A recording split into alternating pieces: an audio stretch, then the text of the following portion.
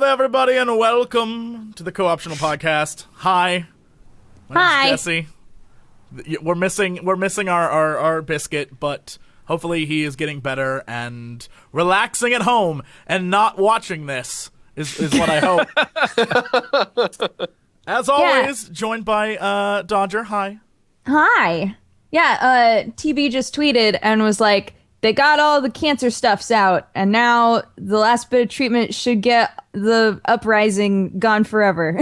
Good thing you are not a nurse, because that would be...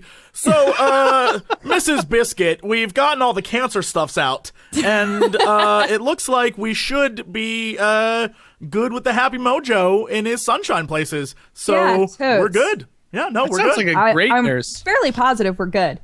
Yeah, just the two positive nurse. Positive to the point of being non-informative. I would pay extra for that. And then today we're joined by what appear to be I guess I'm the middle one. If there was today, really it's Dodger. One. Today it's Dodger, and then a chart of descending into homelessness. Beards. So it's Gerard looks like the guy who is like it's his last day of work. He just got fired, right? And you know, he's a little scruffed up. It's been a rough week. I'm the 2-month later guy who still hasn't found a job and is just like, I don't even care anymore. And then there's Alex, who's just like... I just decided to become a YouTuber for a living and work out of my house. There we go. The descending order of homelessness. The descending order of... Yeah. How people get into YouTube. That's pretty much it. The beards tell a story. They tell a story. At one point in time, there was a man named Gerard. Welcome, sir. Thank you for joining us. Hi, I'm known as the completionist, and I'm one half of the SuperBeardBros with Alex. That's what I do. Yay! Yeah. Hi, Alex. Thank you for joining us. No problem. This is great. I am consistent in my belief that you are one of the funniest human beings who ever lived. So you've now been officially hyped. And if you're awful, you have no one to blame but yourself. No one to blame but yourself. We should hang out in public more often so that you compliment me more. Oh my goodness. We have a lot to go over today. There's a lot of games. We didn't do a podcast last week, so there's a lot of stuff to go over, a lot of things to do. I think... we'll start with what we've been playing this week, and we'll go to you, Duger. What were you playing this week? Okay. Just so we can get games like Happy Kitty Adventure Smiley Time out of the way first.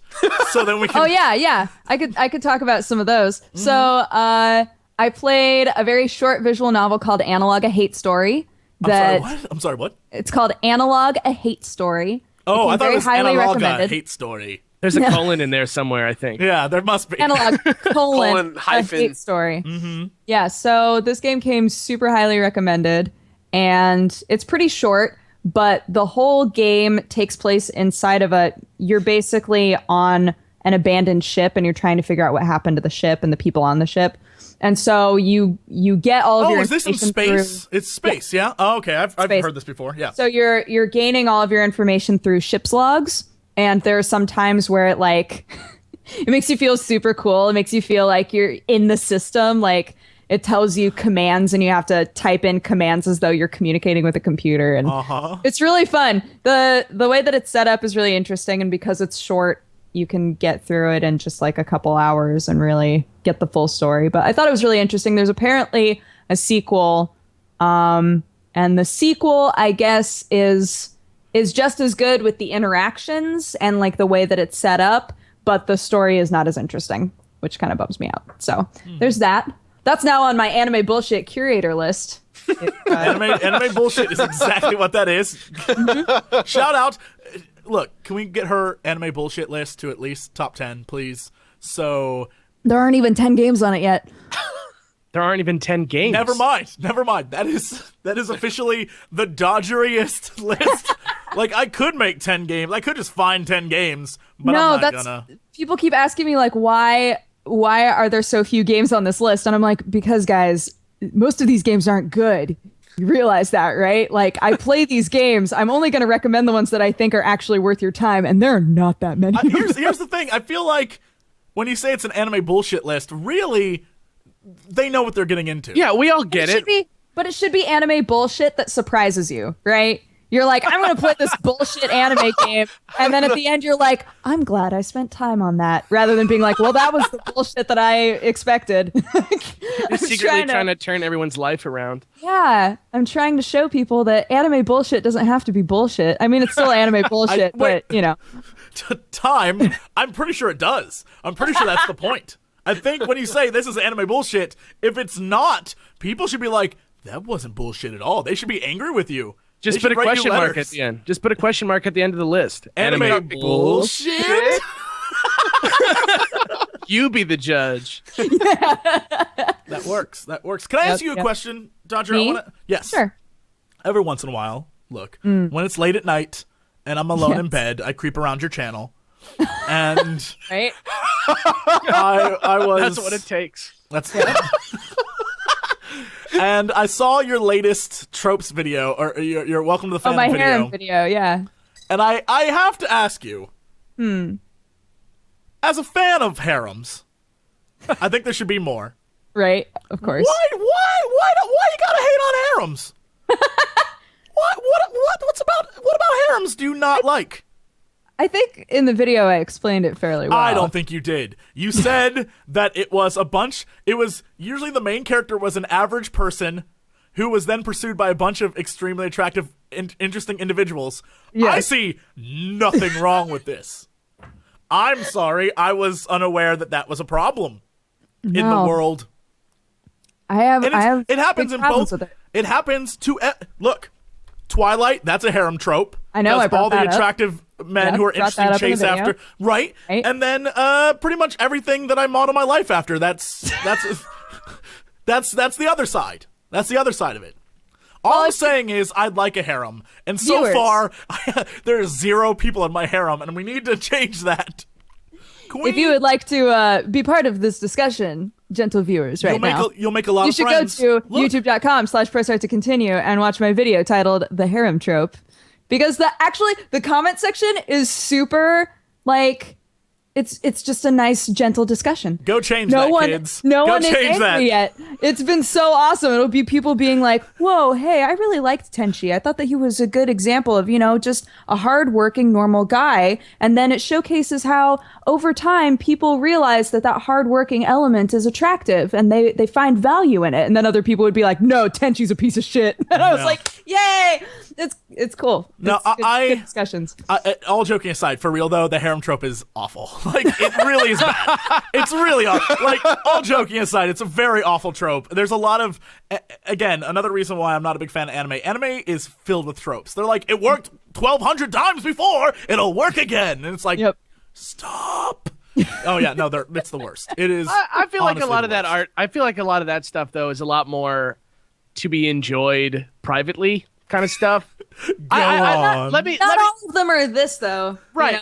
But that's not even what I mean. I just mean that, like, I think culturally in general, like, anime and manga and stuff like that is more something that you buy that you are gonna like go and you're gonna like read it in your house or on a train. It's a personal experience. Like, you just enjoy yourself. I feel like there's less. I feel like there's less like talking about it in public after the. I don't know. So you're trying to say that we should be ashamed of ourselves if we're really... No. I just saying right now. I'm thinking maybe you should just keep it to yourself. No. I think manga and watching anime. Maybe you should just not talk about it.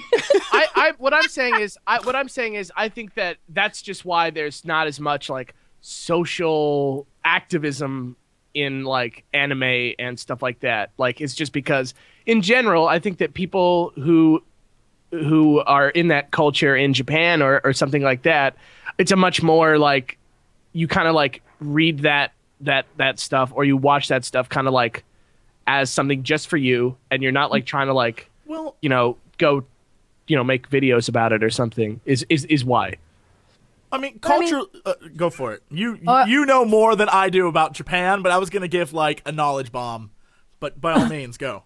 No, you can. I mean, if you have a knowledge bomb. No, I was gonna say culturally, most of manga and anime and hentai is culturally subversive as is. Like, that's the reason why it exists to begin with. I mean, even like the most tropey of tropes of tentacle porn exists because you couldn't show penises.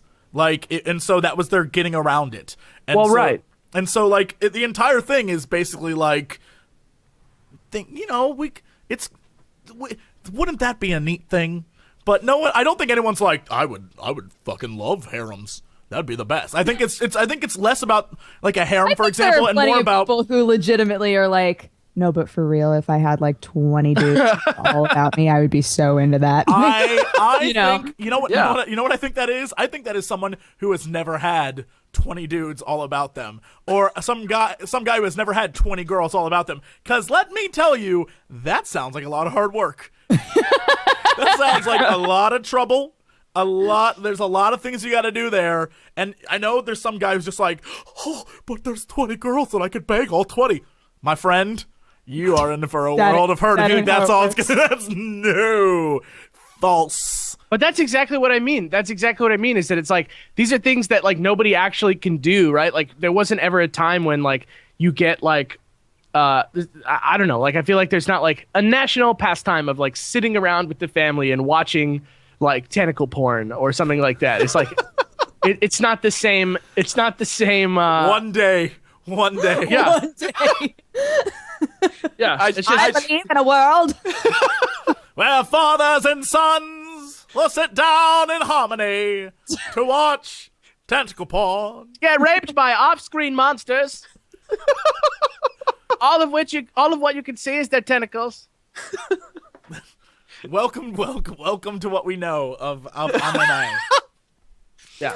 I don't know. right. That just seems to be the devil's advocate position when it comes to stuff like this for me. I don't know.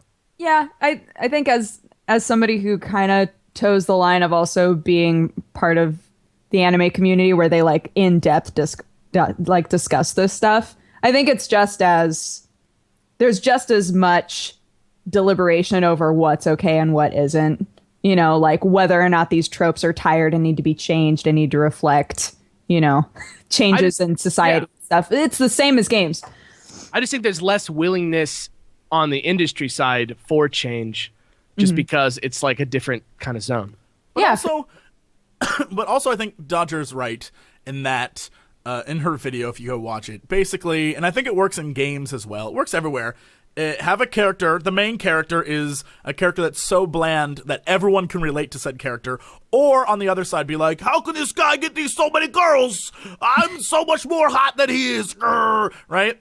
And then have all these people who are interesting, and that's why you're playing. And I think in your video you mentioned, like, between Betty and Veronica, you're like, I just want Betty to win so badly. Yeah. And so, yeah, everyone has their favorite. It even goes back to,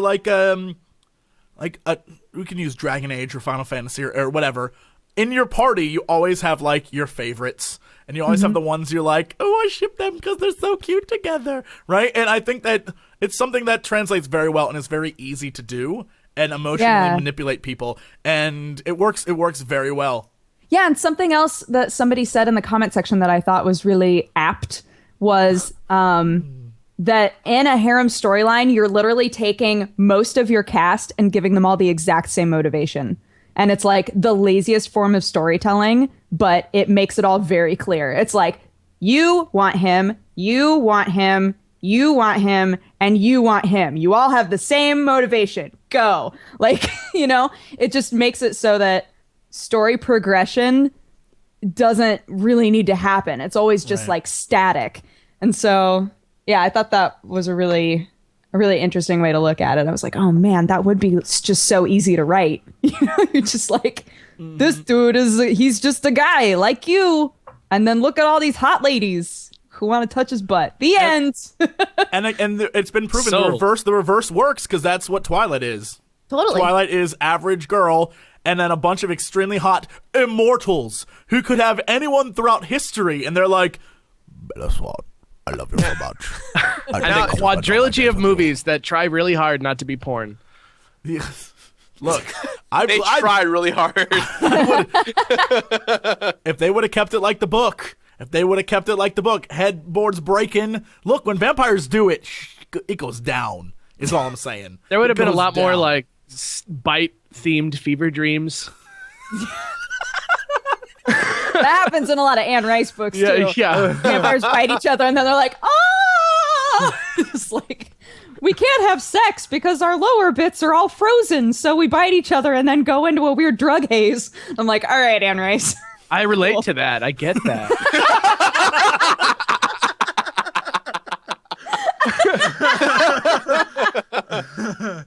All right, so Dodger, what else have you been playing? Played Analog, a hate story. I also played. This is going to be a lot of bullshit stuff, so I hope you guys are super excited. Analog, a hate story, definitely recommend. I also definitely recommend a game called Cinders. That's like it's a dating sim, but the art in it is incredible. No, like I like how like it's a game called Cinders. I'm like, oh. That sounds kind of cool. And like, it's a dating sim. Immediately, I'm out. I'm like, whatever. It's like about Cinderella, but there are multiple endings. There's like the true Cinderella ending, right? But there are other endings that are not like the Cinderella ending at all. The characters are really interesting. The writing's really good, and the art is incredible. Like, the character design is super good, but also the backgrounds are just gorgeous. There's always just like little things that are constantly moving in all the backgrounds. And I'm like, oh my God, it's so beautiful. It just like completely overwhelms me. So definitely recommend Cinders. I played Ys Origin yesterday for the first time. That's a huge undertaking. You mean Wise? the game that no one can pronounce. Wise Origin. Yeah, so I was playing Ys Origin yesterday. That game's from 2008, I think, something like that. That seems about right. Yeah, it's not like super old, but you know, it's older.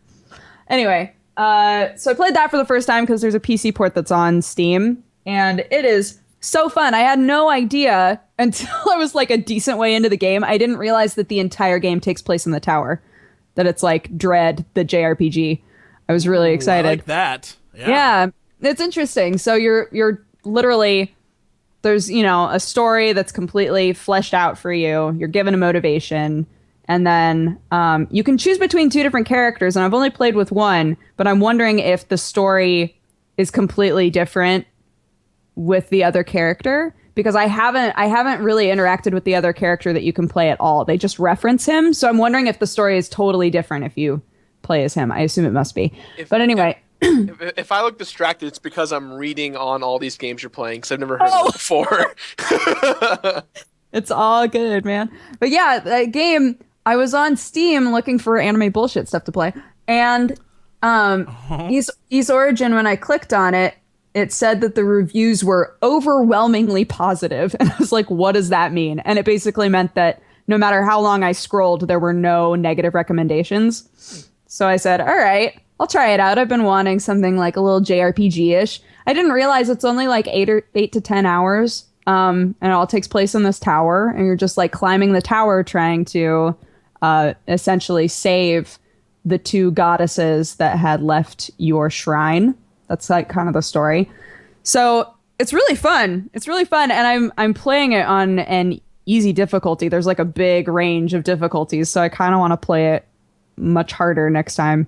But it's cool. It's a really cool game. I'm really, really liking it. I think I'm like halfway through, maybe a little over halfway. This whole like short RPG thing is like really starting to sound cool to me in general. I know. Yeah, I was ready. I was so ready for this to be a game that I was never going to finish, right? Yeah. I was you're done. Yeah, I just want to play something like a little JRPG-ish. You know, this game has really good reviews. I'll play it. And then I found out that it's like pretty short. Like I could finish it in a day. And I was like, whoa, that actually kind of makes me really happy. Like I get that JRPG experience, but it's not a game that I'm never going to find out the ending of because I don't have the time to finish it, you know? My apologies to chat. I was adjusting Alex. Apparently he was super stretched. So I was Pizza trying the Hut. he was just stretched out and it was driving me crazy. And I was like, what? Gerard looks so silly. So I've had to fix it, and then chat yelled at me, so I stopped trying to fix it. Gerard, you are, or Alex, you are what you are. Gerard, I can't help you, man. You're just that's what you get in life. But Alex, I tried to help you out, buddy. Didn't work. Homeless YouTube guy. I really tried. Chat was like, cut it out, Cox. You're messing with the thing. I really tried. Alex still gonna look like a stretched human being. It's all right. It will obscure some of the detail of my horrific face. All right. What else have you been playing? I'm trying to remember. I'm looking at my desktop. I don't remember what else I've played.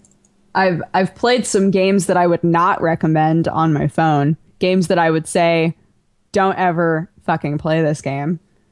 Hold on. Ooh, I actually have a study that we can do when we get to news that was sent to me about mobile gaming.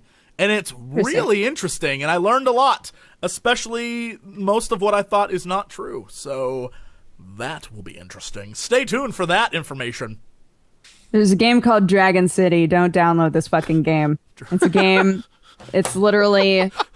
You're supposed to... Why did you get a game called Dragon City? What was the initial reasoning behind this? Because of fucking Twitter. The Twitter ads. I kept getting all these Twitter ads that were like... that shit. I hate it so much. And they were like, do you want to breed dragons and turn them into cooler dragons? And I was like, kind of. And it was like, it's a free game, yo. Just download it. And I was like, okay. So I downloaded it. And this game does not pace well at all. Like, from the very fucking beginning, they're like, hey, do you want a dragon? And I'm like, yeah. And it's like, cool. You're going to have to wait like a day for that egg to hatch. And I'm like, fuck you, game. Wait, like when you started, it was like... No, not from a dragon? Not from the very, very, very beginning. It wasn't that long, but like it took me maybe 3 eggs. It was like, here, hatch a little flame dragon. And I was like, okay. And it was like, put it in its habitat. And I was like, okay. And it was like, make it some food. And I was like, okay. Like 3 dragons in, and it was like, you're going to have to wait like a day. So calm down. I was like, what? Okay. The slightly casual tone you're giving to this game is so good. It's like, yo, God. hey, man, look, I swear it's a great game. Just wait a day, man. Yeah, just chill out. And then I promise, when that egg hatches, it's going to be wearing Jordy LaForge's... Come It's back. gonna be amazing. Come back. You like I Jordy have that LaForge? fucking dragon. Wait, let me show you. You have a Jordy LaForge Vigil Let me show dragon? you my Jordy LaForge dragon. Hey, I know you like Star Trek, girl. This fucking game. Dragon City. This game so much. Dragon City sounds like a great rap album. So this is what it looks like. It's just like, you have your little habitats and you've got your little dragons flying everywhere. And it's like, you made some gold. Aren't you jazzed? And I'm like, no, there's nothing for me to spend gold on. Fuck you, game. Can I point out something? That, Sure. Even after the epiphany that this game was shit, it still looks like you've been playing it. Yeah, because I get bored. I was gonna say, Dodger, you are the perfect target for those ads. They There's my literally, fucking Jordy LaForge dragon. No, come on. they literally make them just for Dodger. Jordy I can't. Why is that Jordy LaForge?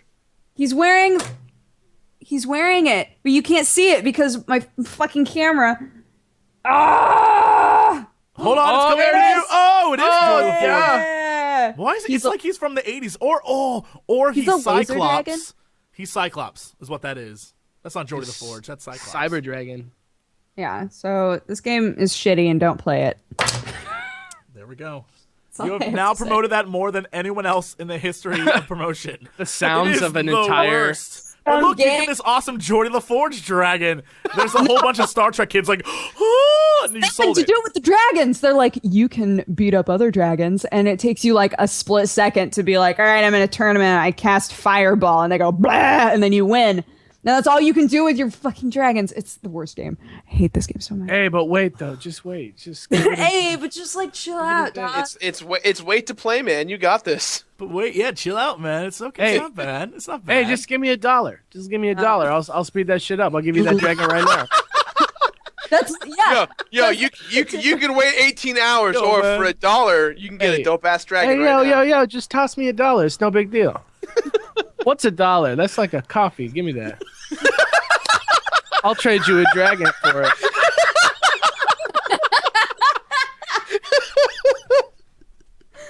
Oh my god. Dragon City available now on.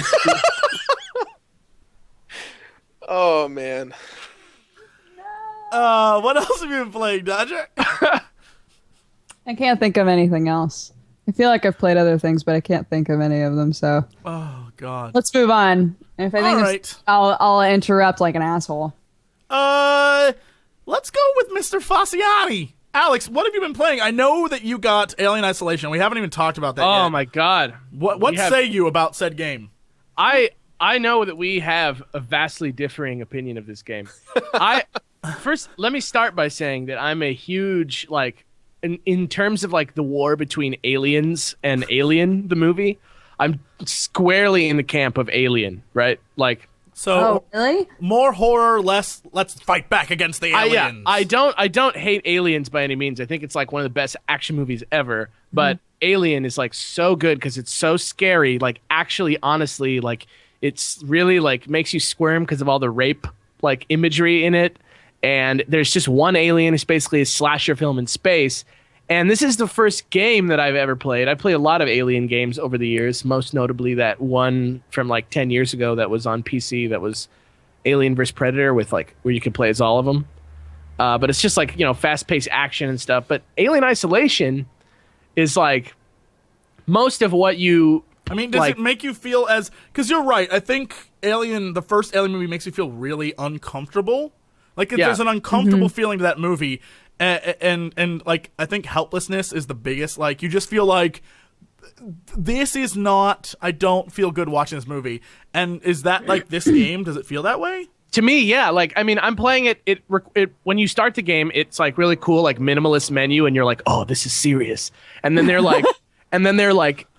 Here's the 3 difficulties: easy, medium, and hard. We recommend that you play hard. So if you're not a pussy, like try playing it on hard because that's the way it's supposed to be played. And I was like, okay. So I'm playing through it, and it's like nothing. You get like weapons, you get like things. Nothing does anything. Like nothing. Like you can't kill anything. It's totally like this game where you got to sneak around. You feel totally scared. You see the alien like from time to time. But like you spend most of the game just like walking around in fear of him. The graphics are really good. Sounds a little bit like a game about having evil within yourself that just came out recently. No comment till later. Yeah, but I mean, look, as far as a game that's in the spirit of the movie it's based off of, Alien Isolation, it's great. It's great for like Halloween right now. It's like very, very brutally hard. Like I've been pummeled to death by like these weird, shitty androids a bunch of times. They purposefully, because I believe the guy who wrote Alien wrote this game or has something to do with the creation of this game, and it's like really messed up. The androids in the game are not made by the company that makes the androids in the movies that look like people. These ones look more like they have like, you know, like a crash test dummy face stretched over their body, and it makes them look like fucked up. Like I don't like it. And they have like red eyes, and you shoot them in the head and they just grab you and beat you to death. Like they team up on you in like teams of 3. They're way stronger than you. It's awful, but it's like, you know, good for a horror game. Can I just say, for real, anybody out there who has plans to make a company where you make androids, don't give them red eyes ever. Yeah. Please. Chill. Like, why would you ever give them red eyes? That immediately will signal to any of us, oh no, you are disobeying Evil. the prime directive and you're going to rip off my head. Like, that's what that would tell me. You violated the 3 laws of robotics, you asshole. It's done. Yeah, it's really scary. Like the alien is just one part of it, but there's only one, and it moves slower and less erratically than it has before. I give it my glowing recommendation. There you go. What else have you been playing, sir? I totally crushed Shadow of Mordor this week. That game kicks ass, you guys. It's really fun, and it's fun to kill orcs in that game. Yeah, It's man. fun. It is The fun. Nemesis system is so good. You get vendettas against the orcs, and then it's just so funny because at the end of the game, you like, before you like do any of the serious shit, like the guy who like has been your biggest nemesis throughout the game is like, fuck you! I fucking hate you! And their face is like all like bandaged up and like shit, and they're just like, "This is it. You have killed me a bunch of times. I'm fucking ready, you asshole. Let's go." And then of course you just kill him in 2 hits. And it's like, "Oh fuck!" And it just feels great. And then that's Shadow of Mordor for me. I loved it.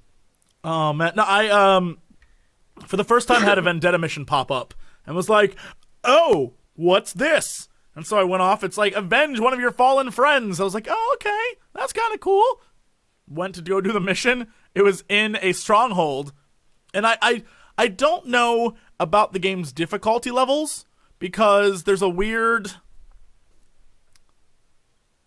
I went to the stronghold, and when you go into strongholds, the assumption is when they summon help that you're screwed and you should run, right? But I sat there for 45 minutes taking on wave after wave of orc and just getting experience and just murdering and not having any problem, really. And then a boss would show up, and I'd be like, "Blop, blop, blop, you're dead." And I get what you're supposed to do is, like, let them level up and fight harder ones, but when you're just in the middle of combat and a bunch of level 5 bosses run up to you, you're like, "Well, I mean, you're dead now. Thanks for playing." Kill them. Yeah. Right? And it's really weird because then there's times where you're doing the exact same thing and a boss comes up and you try to attack him and he's like, "Cannot be attacked from the front, cannot be jumped over, cannot use arrows, cannot use finishers." So all of a sudden the difficulty spike is like, "Blah!" And it comes out of nowhere, and that's when you're like, "Well, now you've died, asshole. You thought you got cocky. You thought you could beat everyone, but now this one guy murdered you, and now he's even stronger because he murdered you." And it's like, why? It does suck when you're like doing a mission where you have to like sneak around or something, and then all of a sudden there's one of the like officer dudes, and you're like, "Oh," and he's like, "Oh, fuck you! You thought you could fucking be here and do this right now? Not right now!" And then you're like, "Oh, god damn it!" And then you have to fight this guy, and you lost your mission because you had to be quiet, and now you're fighting Butt Fart the Ugly, and he's Butt nasty. Fart the Ugly. Mm-hmm. That is like not that far off. Finest of orcs. There was really an orc in my game called Douchehead. Yeah, I had douche. I've met douche. I've met as douche. Basically, they like using the name douche to describe the And my favorite there's a bunch of orcs named the Dumb. There's something the Dumb, and it's like, oh yeah, no, okay, sure. They're orcs. Also, Ratbag, 2016 Ratbag. That's Vote with your Phil heart. Lamar. Did you know that? Is it? Yeah, that's crazy. Ratbag's great. I love that character. Ratbag, 2016. Yeah, he's great. Yeah, no, it's a fantastic game. I Really think makes you forget it's Assassin's Creed, pretty much. Yeah, it's Assassin's Creed and Arkham. It makes you totally forget that that's what you're playing. Yeah. It's still very fun. I think there's a lot to it. There's a lot of like times where it feels very easy. Maybe because you're supposed to feel overpowered, but at the same time, then there's giant difficulty spikes that reminds you, like, remember to play the game, dummy. It's like, oh, Yeah. okay. The violence feels really accurate to like the movie.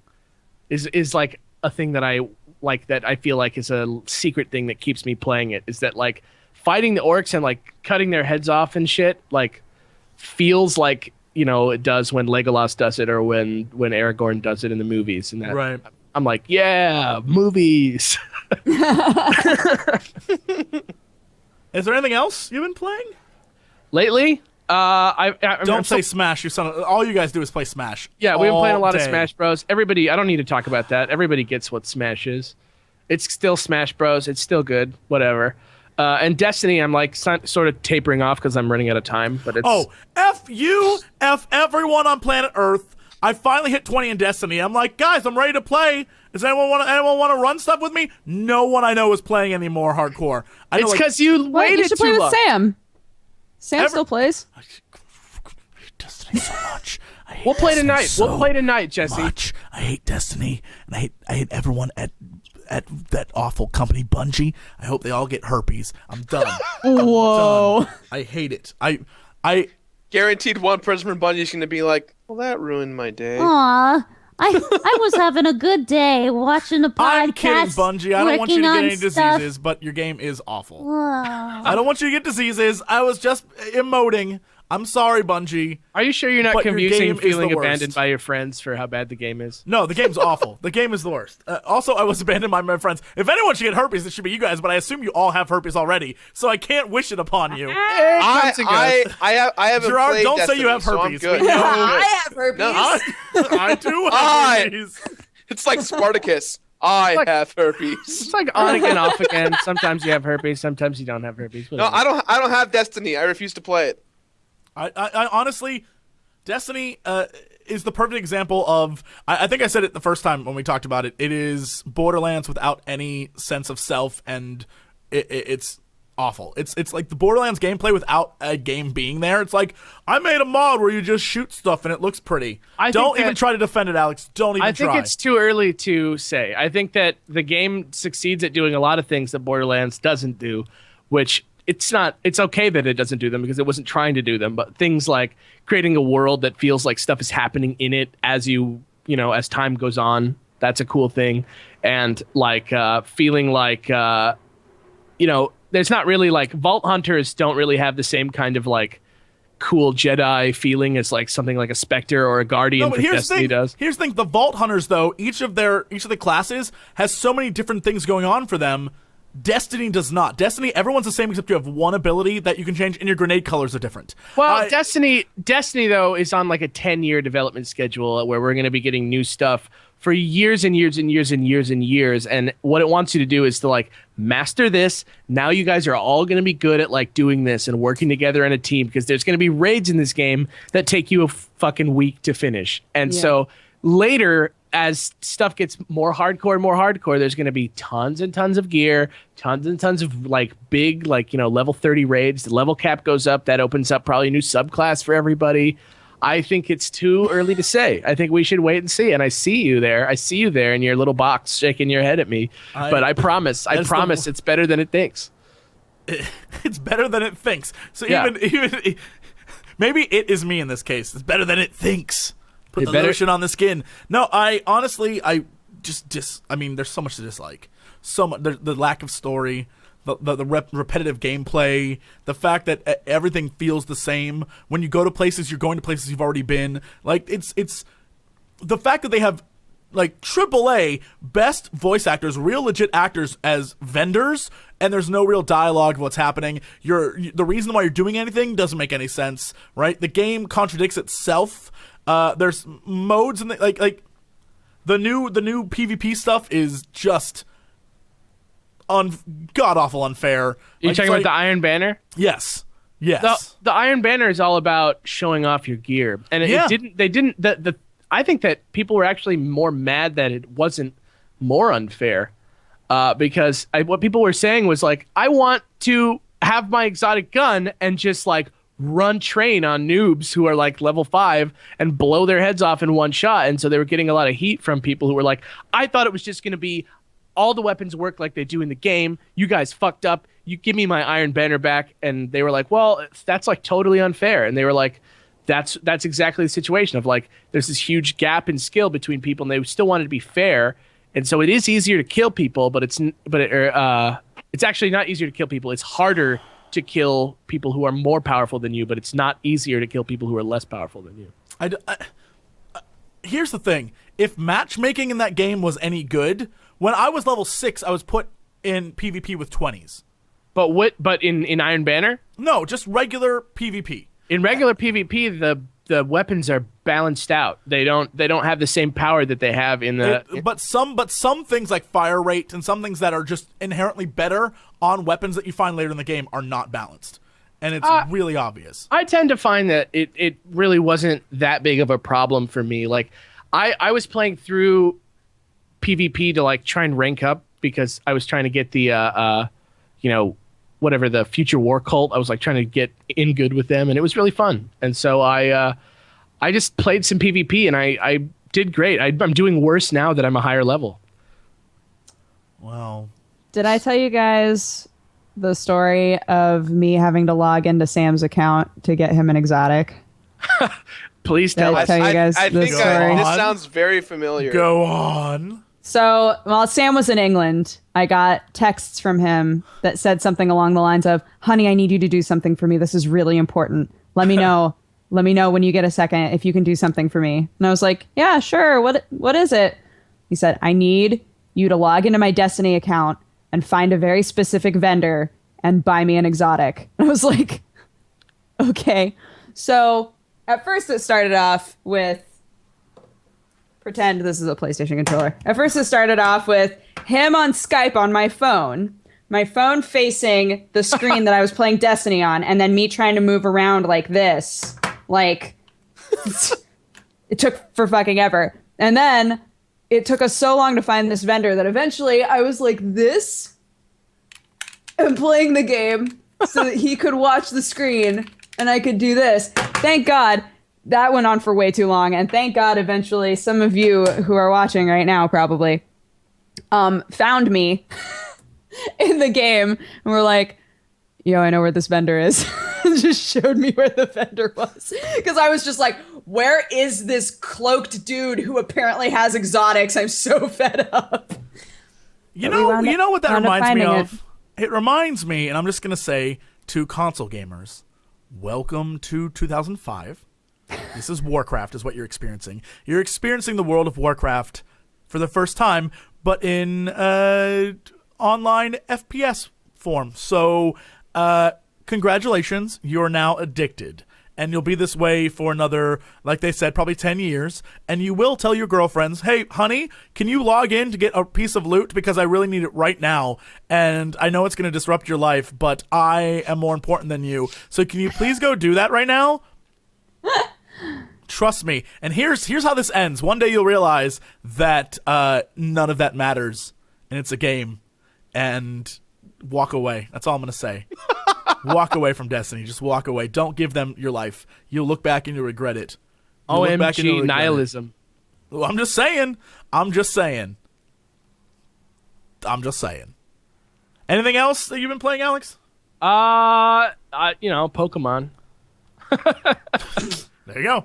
Yeah. As per usual. I saw your tweet where you were talking about one of the Pokemon that they're giving away for free now that's not rare anymore. Yeah. Look, I don't know anything about Pokemon. They gave away for Halloween, right? They gave away a Gengar. We all know who Gengar is, right? He's like pretty popular Pokemon. And they gave away a shiny one because his Mega Evolution turns white, which is like pretty cool. Like he turns white. What? That's shiny. dope. Yeah. But like, it's pretty hard to get a shiny Gengar like before. And so, it's like a cool thing that you got like, oh, I did the work. I put in the work to get a shiny Gengar. And now I get to see the white Mega Gengar when he Mega evolves. And that's like a cool thing. But now it's just like, well, everybody who has Pokemon has one. So forget about feeling special. Oh, boo. Here's the thing. I don't want to go back to my nihilist ways, but that's what's going to happen to you in Destiny, kids. Yeah. You're going to get all the fancy loot. You're going to spend all those hours raiding and running runs of trying to, like, I need to get my epics. And you know what's going to happen? Those legendaries will be garbage one day. And you'll be like, I spent hours of my life. Damn right you did.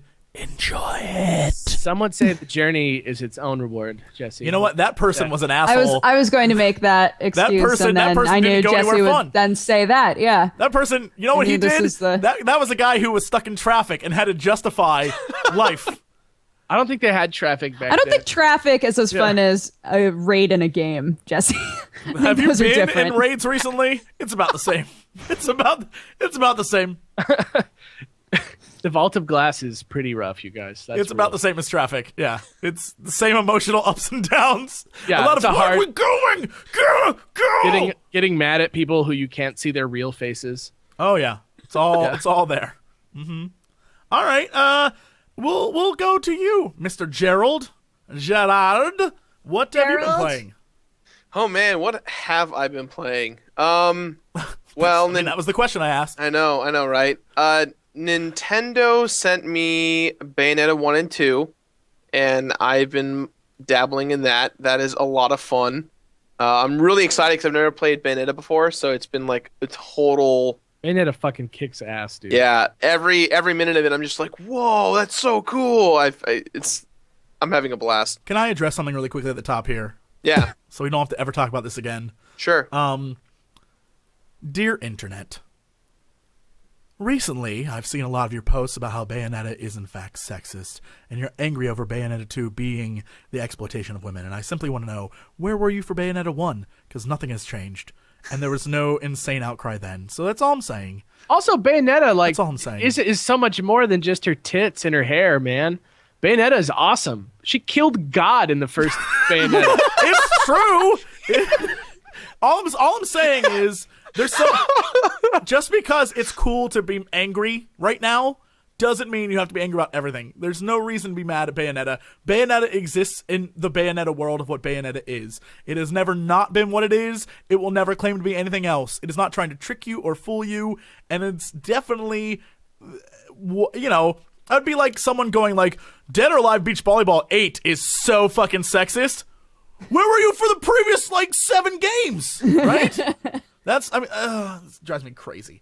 Drives me crazy. I hear Bayonetta 2 is fucking awesome, by the way. Every review has been like, this game is dope. Yeah, that's so bad. That's their specialty. Also, if you're in chat and you're like, you spoiled Bayonetta 1, that's your problem. Yeah, what the hell? Fuck game is You guys had plenty of time to play it. You ruined the story of a game that is, like, almost a decade old.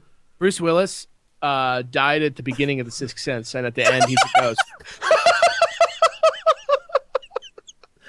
Oh, no. He got killed by a patient that was mad at him because he was crazy. And anytime there's a red item, it symbolizes death. That's the Sixth Sense for you.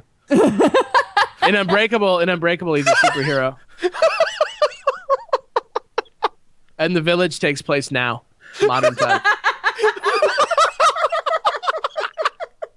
And the happening is plants. Bayonetta kills God at the end.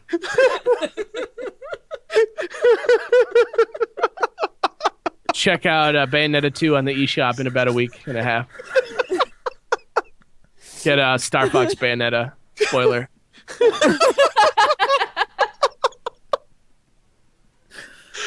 Oh, shit.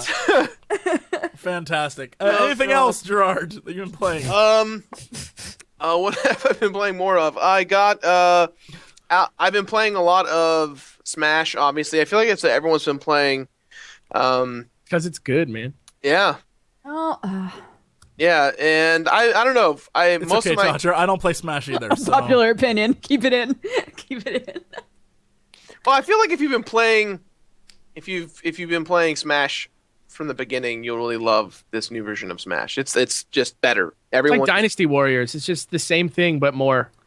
I really don't like playing it on the 3DS is my problem. So I'm waiting for the Wii U version. I'm with you on that. I think I think what even angers me more is the fact that there's basically a 3DS that is designed just for Smash with the new, and calling it the new 3DS with the C stick is like, come on. I think it might be a little bit the nub, rough. the little nipple. You mean? Yeah. Nip stick. Yeah. I think it might be a little bit short-sighted to say that it's made for Smash, but it's definitely frustrating. Yeah, I'm definitely waiting for the Wii U version. I don't know. I suck. I'm very good on the GameCube version. I've won tournaments. I've played a lot competitively, but you give me the 3DS version, I feel like I just picked up Smash for the first time, and maybe that's why I like it, but a lot of it is just frustration. I don't know. A lot of the games I play are like, I just got around to playing, Mother 3 for the first time. I'm retroactively playing new games to me, but not so much what's new. The newest game I played was from last night, but Jesse, we'll talk about that later on. I will. Yeah. Oh, Fatal Frame with Jesse and the Scary Game Squad. That's a game we've been playing a lot of too, and then that was a lot of fun for when we were remembering when we weren't drunk. Dude, Fatal Frame is great. Yeah. So that's all I've been really playing. I guess I'm kind of been boring on the gaming palette side of things. No, that's how I feel too. Like when I was thinking about what games I've played, I'm like, oh, I just played a lot of games that aren't really new, but were highly recommended. So I feel like I'm just kind of like back, going back in time. Yeah, it's interesting to see Nintendo I like where they're going. I think Nintendo had an epiphany at some point. Let's just give the people what they want. They were like, we're not gonna try and innovate anymore. Let's just create things people want to play, and go from there. And I'm okay with that. I'm fine with that. And at the same time, like they're like at E3, like some of the most interesting stuff they had was like totally weird new stuff that was funny and stupid and great. Like that robot thing. Did anybody play that? The goo thing? No, the robot thing where you like hold the thing in front of you and you play as a robot and the controls are like kind of bad on purpose. It's really great. Oh no, I did not play that. Oh, that thing was crazy and weird. Yeah, it was so funny. It was like more of a sort of like tech demo of that idea, but it just seems like Nintendo is about to like take it again in a big way in like 4 years, let's say. Here's the problem I have is Nintendo created a console that is behind the other consoles now. So which means they have to create another, like they have to keep pumping out consoles, and I except for handheld, which I think is they have on lockdown. There's no way, yeah. Except for handheld, which they own, I feel like console-wise, they keep losing more and more and more people. Mostly because, and they always gain them back because they come out with like a Zelda or a Metroid, or they come out with a Smash, for example. But other than that, most of their core audience has aged out, I would say. Except for the people that are really hard into like, Smash is my game. Oh, new Metroid, dog, I gotta get that. Like, that's different than I think, the vast majority of people who have moved on.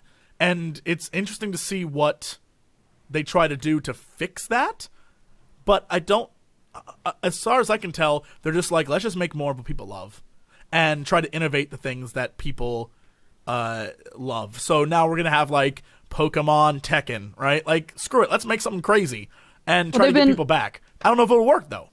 They've been doing all the crossover stuff. I can't even express to you guys how disappointed I am that they're not planning on putting Monster Hunter 4 on Wii U. Like, I'm hoping that they're going to be like, we were joking, here you go. Because Monster Hunter Tri was so good on Wii U and so shitty on 3DS. Because it's so small. It's impossible to see what's going on. It's not only that, I do agree with that, because I loved that in Monster Hunter Tri you could choose like which menu options were on the screen and which things were just like in an item menu on the actual gamepad. Like, it made it so clean. Yeah. And not only is it very cluttered, like Jesse was saying on the 3DS, but also now we've got the nip stick, so maybe it'll be better. But walking around and being able to rotate the camera while you're running was like impossible unless you had the Circle Pad Pro. Right. To be fair, they got rid of those shitty underwater parts. They did. There are no underwater battles anymore, which I am so jazzed about. I hated them so much, and they made you do it so often. It wasn't even good on the Wii U. It was horrible. It was like, hey, remember the controls we've been building on for years? Fuck them. Yeah.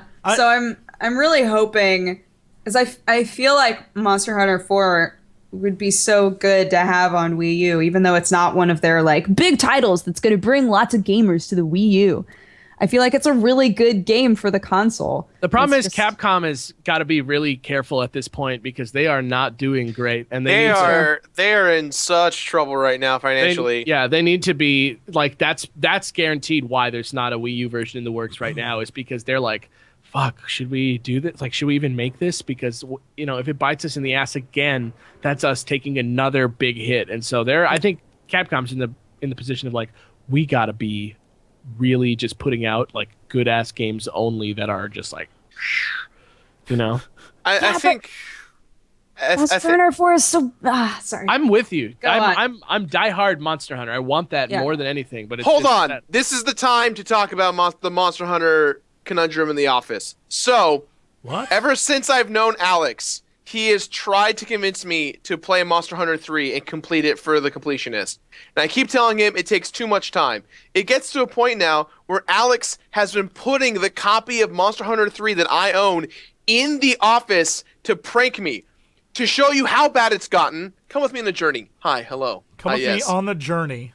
That is a Monster Hunter 3 poster that was been hiding on my wall, and he actively moves it throughout the office to get me to play it.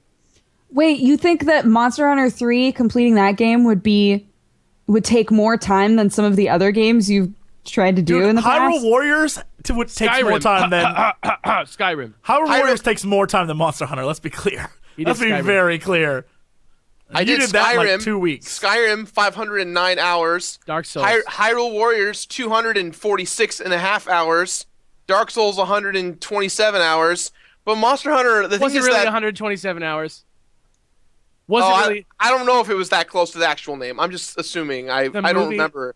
Yes, exactly. But Monster Hunter, there's a lot of unknowns and stuff about it. Like, is completionist collecting all of the gear? Is it killing all the animals? Is it building? Is it leveling up to the maximum you can? Is it doing every hunt? Like, that's the shitty thing about being like what counts? Yeah, exactly. So I have to, like, every episode I do for the show, I have to look at the game and be like, okay, You should just ask Capcom. Capcom, what do you think would count as completing the game? Because who's going to argue with that shit?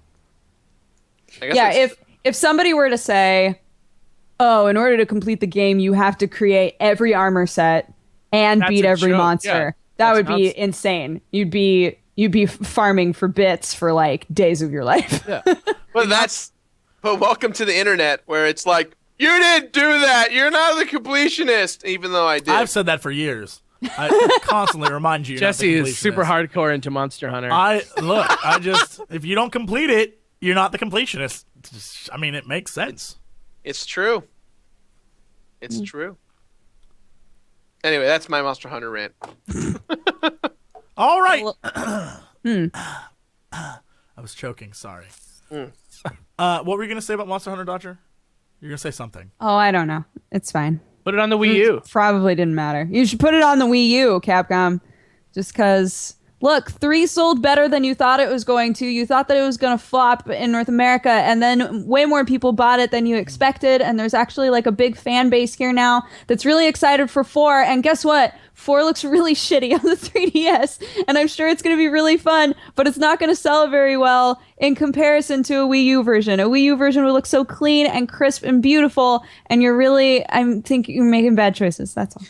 I have a feeling that I'd like to think that Pro Jared is the only reason as to why Monster Hunter 3 did any good in the US, because that guy made so You much get mega into it. He's been into it since the beginning, since the very first one, and he was the one that like really pushed to make Monster Hunter content, and his Monster Hunter content is what got Capcom's attention towards YouTubers creating Monster Hunter content. He like really was the one that was like, this game is so good, and everyone was like, oh yeah. Oh yeah! Werewolf. It's my impression of the internet right there. Everyone morphing into like old-timey Frankenstein. Werewolves. Old timey werewolf. Uploaded. Yeah. I uploaded an Instagram video of me in a werewolf costume from a shoot that I was on this weekend, and it's dark. So before it plays, everybody thought that it was a picture of an ultrasound of like a baby. And the only thing that I had written on it was Happy October. And so everybody was like, Confirmation. "Ah!" And Confirmation. then when you actually watch it, it's me in a werewolf costume. So if any of you freaked out about Confirmation. that. Dodger's child is a fully grown werewolf. Internet. Dodger is giving birth to a fully grown werewolf. Looks just like her. Looks just like her, except a werewolf. it has my eyes, I think. Exactly your eyes. But a werewolf. Yeah, but a werewolf. Literally my eyeballs. All right, we're going to take a break. We'll come back and we'll talk about what I played this week. Evil within. Get ready. All right. see you guys in a second. Bye. Hello, everybody. Welcome back. I pulled a He crap knew. door on you. We're back. You knew. Anyway, so this is the Co-Optional Podcast, the Comics Optional Podcast, and we're back. Now we're going to talk about what I've been playing this week. Besides Mordor, which you know, And besides Defense Grid 2, which I love, because tower defense, what's not to love, we started to play last night Evil Within. And I have 2 complete sources of information here that I wrote down 2 separate things to try and kind of like get a focal point of what I want to discuss with this game, because I hate it. Functionally hate it. And there's a lot of reviews that are saying like it's a masterpiece, it's very good, and to them I say you are wrong. You are fundamentally wrong. And so I will try to break it down in about as spoiler free as I can be, and I will try to describe to you why The Evil Within is jank. Stanky jankweed. And it is the worst. An even bigger challenge would be doing that without mentioning the phrase Resident Evil 4 at any point. I won't. Going I will not back do that. going back to the roots, right, guys? Yeah. Can I, before you jump in, Jesse, can I just say as like a foundation of this conversation, I don't know any of us that played the demo and really liked it. I think it came across very just like, all right, lots of gore for the sake of gore, and lots of really textbook horror game bullshit happening. Cool. Well, end of demo. Yeah, so what I'm gonna do right now is I'm gonna go to the Tweetster and I'm gonna say, rant begins now. Twitch.tv/Shabuzi. Boom. It's happening. Okay, so here we go, kids. I'm gonna break this down as much as I can so that the world can figure this out together. Where do we begin? I think the first thing we should say is this is not a horror game. The Evil Within is a gore-filled survival strategy sneaking Metal Gear-ish game. And the gore aspects of it are so overwhelming that you become desensitized to any of the horror involved with the gore, because within the first 25 minutes you experience so much of it, you're just like, okay. And then most of what you've seen, you have seen before. It's not new. It's not a new horrific sensation. At this point, it is so familiar that you just don't care. And I'll try to go through it bit by bit by bit by bit. And so I'll start out with the very beginning. When you load the game, there is a pretty cool load screen with a wheelchair on it. And when we were recording, I think Greg made a joke that was like the load screen's a wheelchair. What's scary about that? And then the wheelchair moved and he freaked out. It was really funny, and it was a very funny moment. We were like, "Oh, this is gonna be cool," and I was ready to be wrong about this game. Right? Whenever I say stuff about games like, "Oh, that looks like it's shitty and awful," my expectation is maybe I'll be wrong. I have no problem admitting that I'm wrong.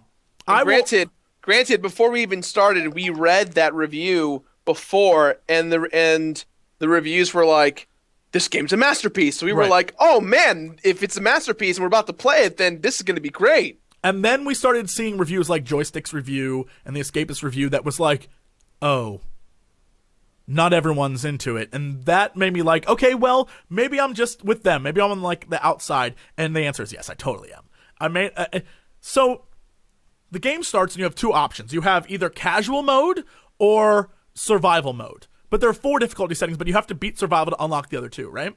And so because, we're gamers, we assume let's do survival, right? It's a survival horror game. Let's play survival. It's deemed as normal mode. So it's like, of course we're going to do normal. And that's where the first problem was, and we should have known. The game on the screen says casual mode, like if you just want to have a cinematic experience, and then survival mode, like this is the normal mode. This is for gamers, right? But the instruction booklet's like, do not play survival mode. It is super hard. The instruction booklet says that. So then what I think is really interesting is that the Escapist posted an article, which I think I retweeted. So if you want to go to @JesseCox, you can find it there. It's basically them saying they received a packet of information from Bethesda and the devs when they got their preview copy. Now that happens all the time. When you get a preview copy of any game, you get a little packet like, this is what you should play. like this a press is what you kit. shouldn't Yeah. show. And like, you can only play up to this certain level, and these are things you should focus on, and try to show off this, that kind of stuff, right? That happens all the time. It's a press kit. They're trying to promote their game. They want you to show certain things, right? But they don't ever really say, unless you're doing like early alpha or like early beta, they don't say like, but don't you show like this part. All they say is like, only play up to a certain level or only do a certain thing, but they don't say like, don't show that you can only turn left on, certain levels, like that kind of crazy. Like, don't show our obvious bugs. The Evil Within press kit basically said, it had many things, but first it said play on casual.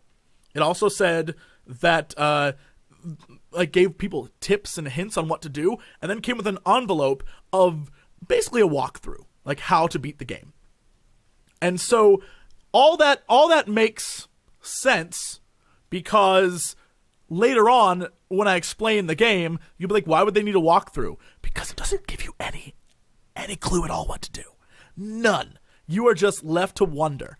And so right away, already I'm like, well, the reviewers were doing way better than I was because they knew what to do. They knew how to play the game. We had no clue. We were given no contextual clues on how to play. Sure, like how to pick up stuff and how to do this and how to shoot a gun. Like, that was there. But what was the objective of my level? I don't fucking know. Chapter 2? The objective was walk around? Find someone, maybe? It was very confusing. Anyway, so right off the bat, we have that as a problem.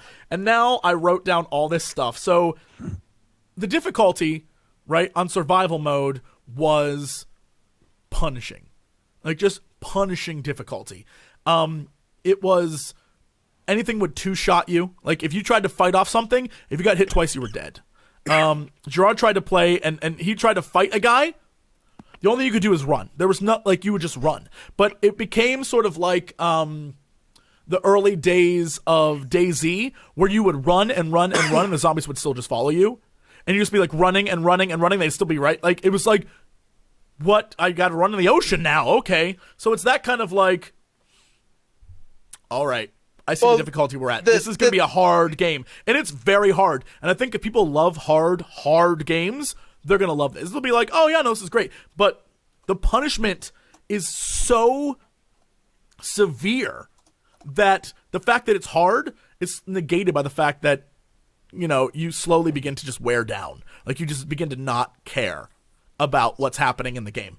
And so the reason you don't even have much to care about to begin with, because when the game starts, it is basically you are 3 detectives and a cop responding to a police, dispatch to go to a manor / insane asylum. Right? Let me just. I actually wrote this down. I wrote this down. This is. The opening literally makes no sense. You expect the first 2 hours to tell you a story, build up a plot, but this is what happens. You're called in to investigate an insane asylum with 2 other detectives and a beat cop.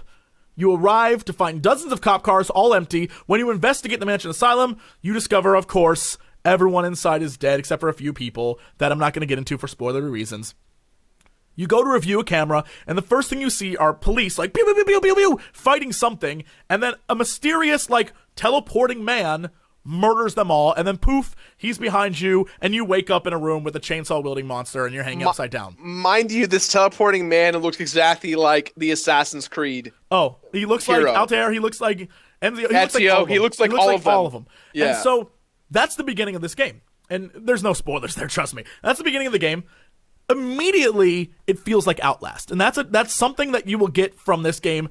It pulls everything from every scary game that at least I've ever played and puts them together, but not in a coherent way. Like, it's in a way that makes no effing sense. And so immediately you're taken out of, you're not like pulled into the story. Maybe you're pulled in because it makes no sense and that's interesting to you. And you're like, I don't know what's happening and I need to find out.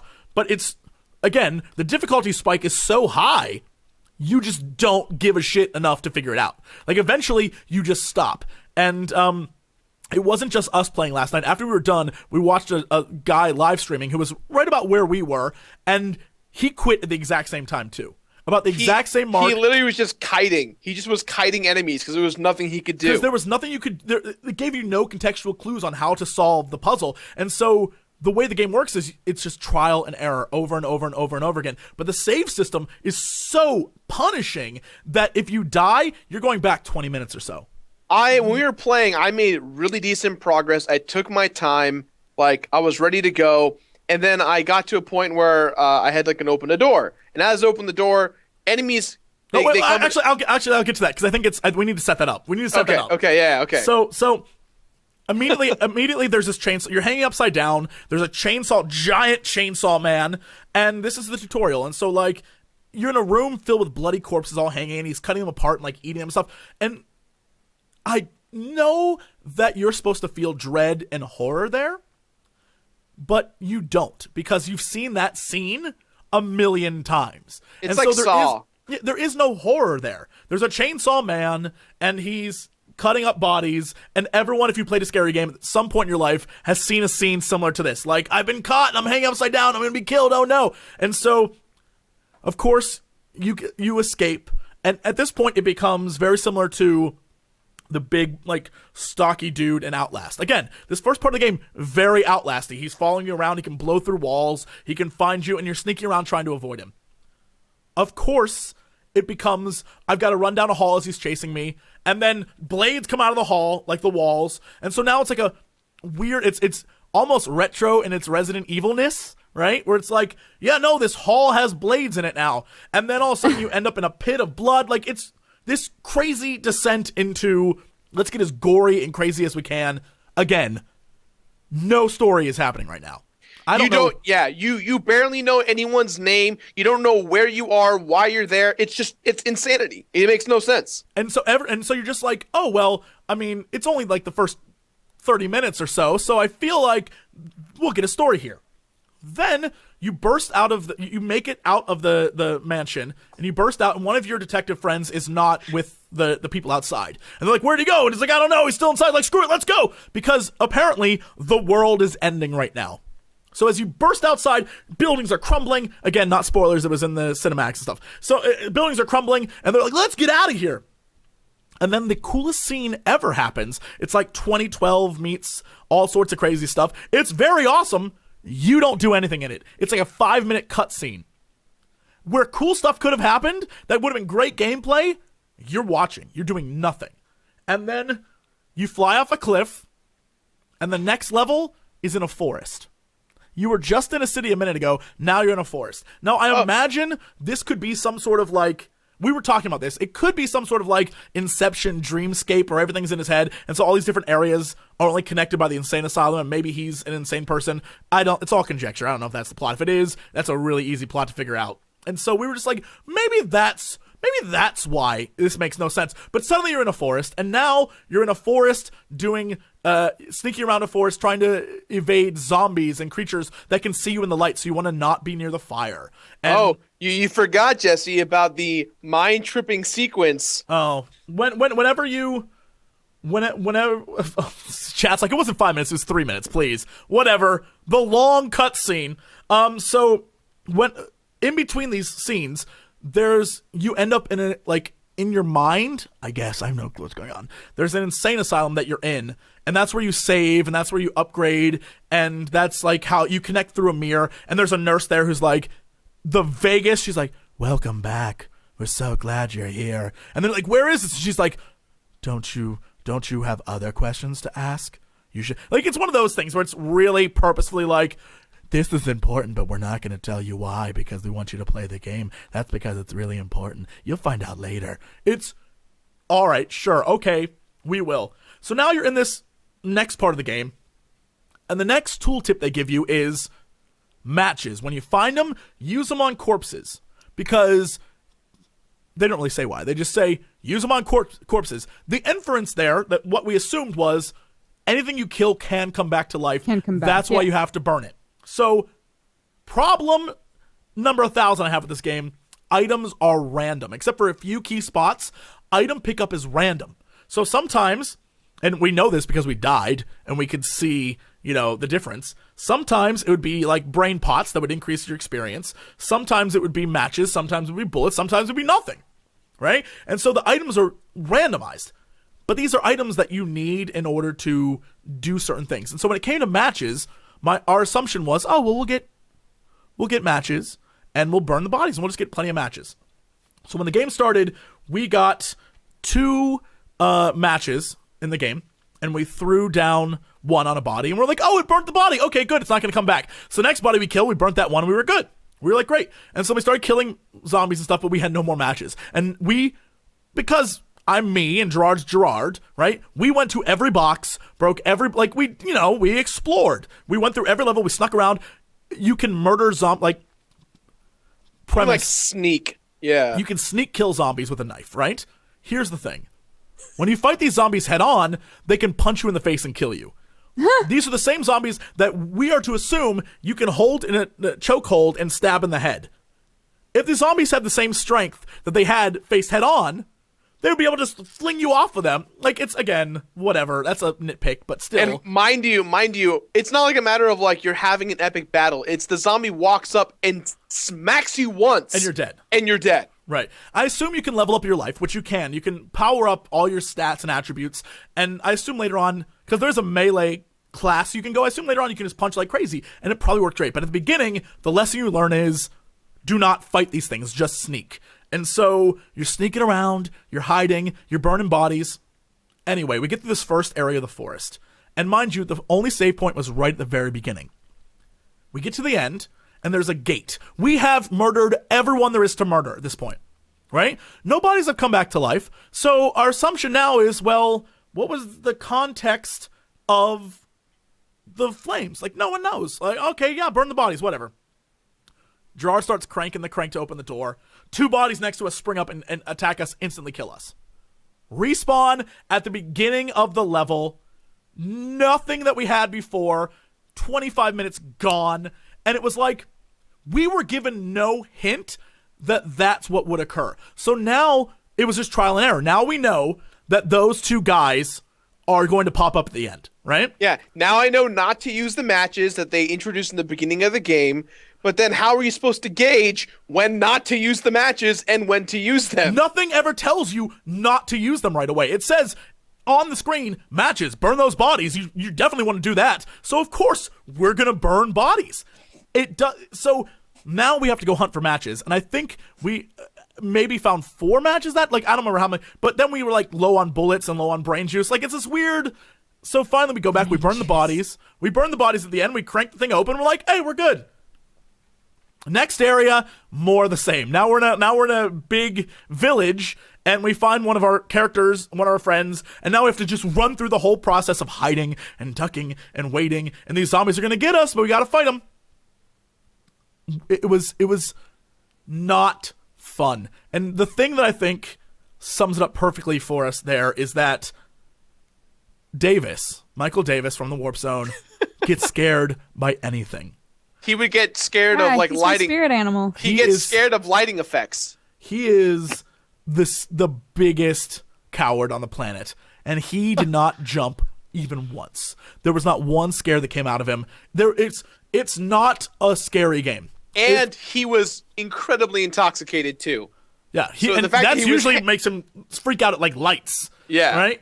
And so it was insane. Another thing that I think is aggravating is the game defies conventional mechanic beliefs. So zombies, you have a gun. They give you 3 bullets, right? And many times it's even hard to find bullets. I think max we had ever was 6, right? And we never found any other ones. So as zombies are coming at you, the assumption is like you have to sneak, you have to hide, you have to assassinate them. But if there is a fight and you need to fight off a zombie, point blank range headshot, one would assume that would kill them. Nope, half their head's missing, and they're like, I'm still coming for you. You shoot them again. Nothing. Still coming for you. You shoot them a 3rd time, they finally go down. So now the assumption is, great. It's going to take at least 3 headshots. One time we got it in 2. I don't know how that happened. I think maybe because we punched them first. I have no clue. But now your ammo is worthless. So it's all about upgrading and making things more powerful. And you can't even carry enough. Like, if you can only carry 6 bullets on you starting the game. 6 bullets, and that's in the gun. Like, you need to upgrade using your brain juice to get more bullets, but it's like... What is brain juice? I'm sorry. I was gonna ask this seriously, question as well. brain juice, when you kill things, or sometimes not kill things, when you break boxes, or just laying around, are little Sometimes killing the vials enemy, yeah. of green goo with a little brain inside, and then you're like, whoop, that's experience points. That's it, and that's how you level up your character. It's just there. It exists in the world. It That's doesn't matter really why it's lame. there. It just is. You also just there. level up. You also level up via like shock therapy, like with an insane looking crown thing in the dream world where you can save. So you have to, before you can even upgrade, you have to go back to the mirror, which takes you into the dream world. Then you have to walk all the way across the hallway into like this torture chair, and then use the torture chair to upgrade you, and then get out and walk all the way back and leave. It's so weird. I want to say that what you're describing sounds awesome. Here's the thing. A lot of I can understand why a lot of people would love this, because I think it harkens back to like PS1. Yeah, it reminds me of what old school scary was, right? But the game doesn't take into account the fact that years have passed since that was frightening.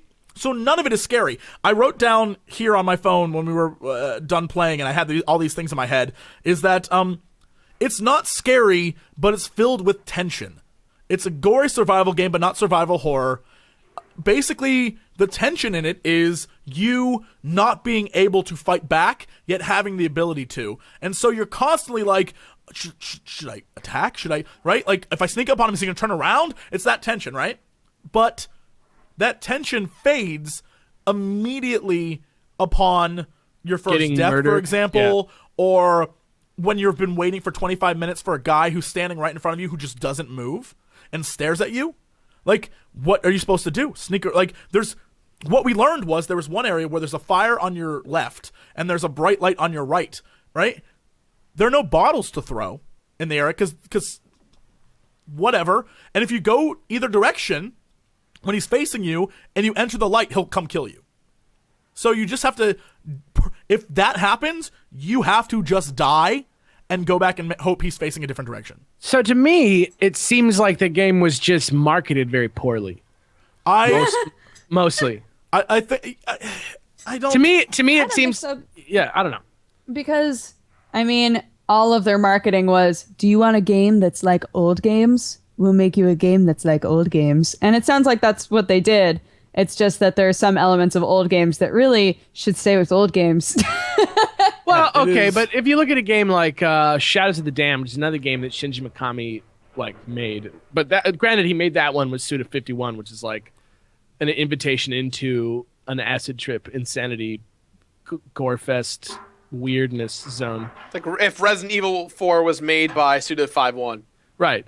For me, that doesn't seem like a game that should be marketed to all of America, for example. You know what I mean? Like Bethesda, I get that Bethesda's making the game and that they wanted it because it was the last great classic survival horror game from the master himself, Shinji Mikami.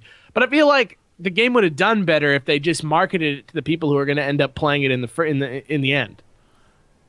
It seems like this has more in common with something like Dark Souls, or some this is something that you're gonna it's gonna make you its bitch and you're gonna like it. So here's the thing: I actually sent Sam, who is a very big Dark Souls fan, a message this morning because I knew that someone would mention that it's very Dark Soulsy. It punishes you. It's supposed to be hard. It's supposed to be trial and error.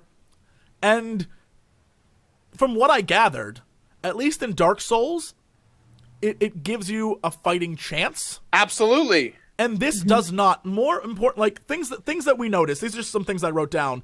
The camera is purposefully jittery when you move, and so you have the letterbox already, which everyone on the internet's like, it's horrible. I have no problem with that. I like seeing the wide screen. I liked visually the game's beautiful. It looks really scary, but there's nothing scary about it. It just looks kind of cool. But as you move, the camera's like it jitters with you, and so you're battling the fact that in the beginning, for example, your player's injured, so he's like moving like this, and then the camera's like, blah, blah, blah. And so there's this weird.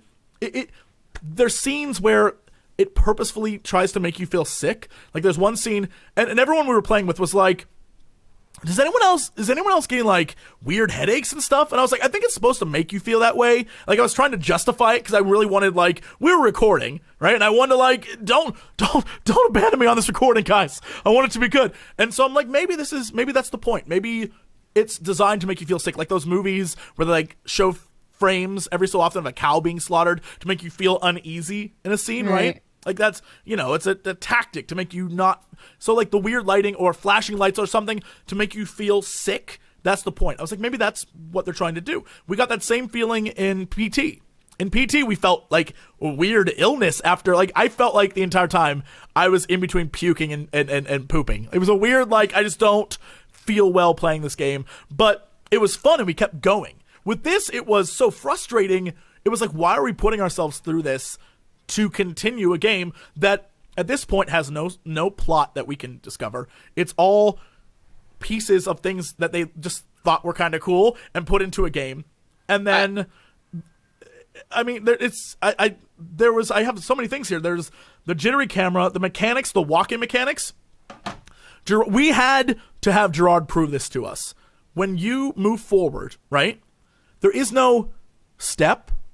Gerard, when he pushed forward, because we were like trying to disarm traps. By the way, there are traps and there are bombs in the forest and all sorts of, it's very early PlayStation, right? There's a bomb trap and you have to disarm the bomb trap. And it's very much like Dead Space where it's blue is in the goo and red is dead. So you have to wait for the spinning thing to hit blue before you pull the whatever. So all that's going on, and Gerard keeps like getting very close to walking across the trap. And we're losing our mind like, oh my God, why are you so awful at this, Gerard? And we're going crazy. And he's like, no, guys, this is moving forward. And he taps it once, and he moves like 3 steps forward.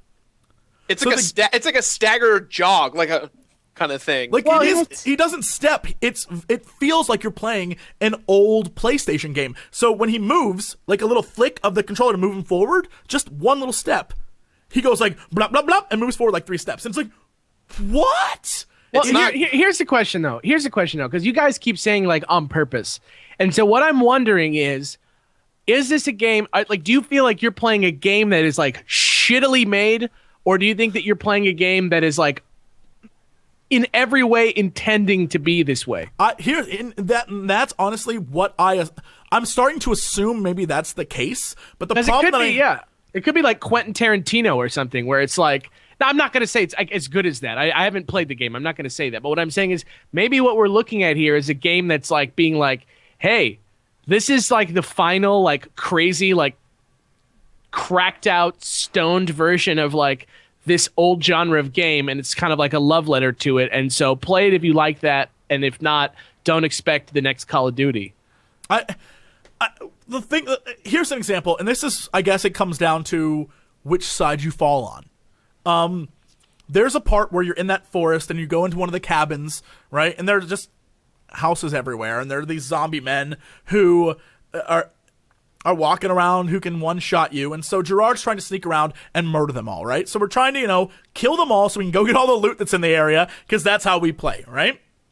And so Gerard is sneaking around. There's a guy who's walking in this cabin, and there's a little hallway that goes to some rubble. And so he walks down that hallway, and Gerard runs behind him, but he's about to turn, so Gerard ducks behind a wall, right? And so here's here's the wall, here's the guy over here, and here's Gerard. Gerard goes all the way to the edge of the wall, like here, right? And turns his camera to see if he can see around with the camera view. The camera does not turn to see beyond that wall. So you can't see what's coming unless he walks out of there. And my assumption was, oh, well, maybe that's supposed to be that way because it's like real life. But right. Gerard was saying, gameplay-wise, it was unbearable. Like, it was really hard to play because instead of seeing the wall, you just clip through it. And then Gerard was worried that because he was clipping through the wall, that the monster could see him and was going to attack him. And there was a few moments where a monster was like clearly like running into the wall because he knew I was there. And I'm like, just turn around so I can stab you in the head. And instead, he just was like running in place into a wall and eventually would get bored and walk away. Yeah, I don't. It's. I honestly, here's what ended up happening. This is how our night ended. After about 2 or so hours, a little bit more of recording, we stopped and we were going to record another episode. And I literally was like, I can't put this on my channel. Like, I refuse to put a game that I hate on my channel. None of us are having fun. In the beginning, we were like really excited, and now it's just us being frustrated. Like, Greg's hands were on his head the entire time trying to figure out, like, what do we even do? Needless to say, we just stopped. And we went and watched people streaming.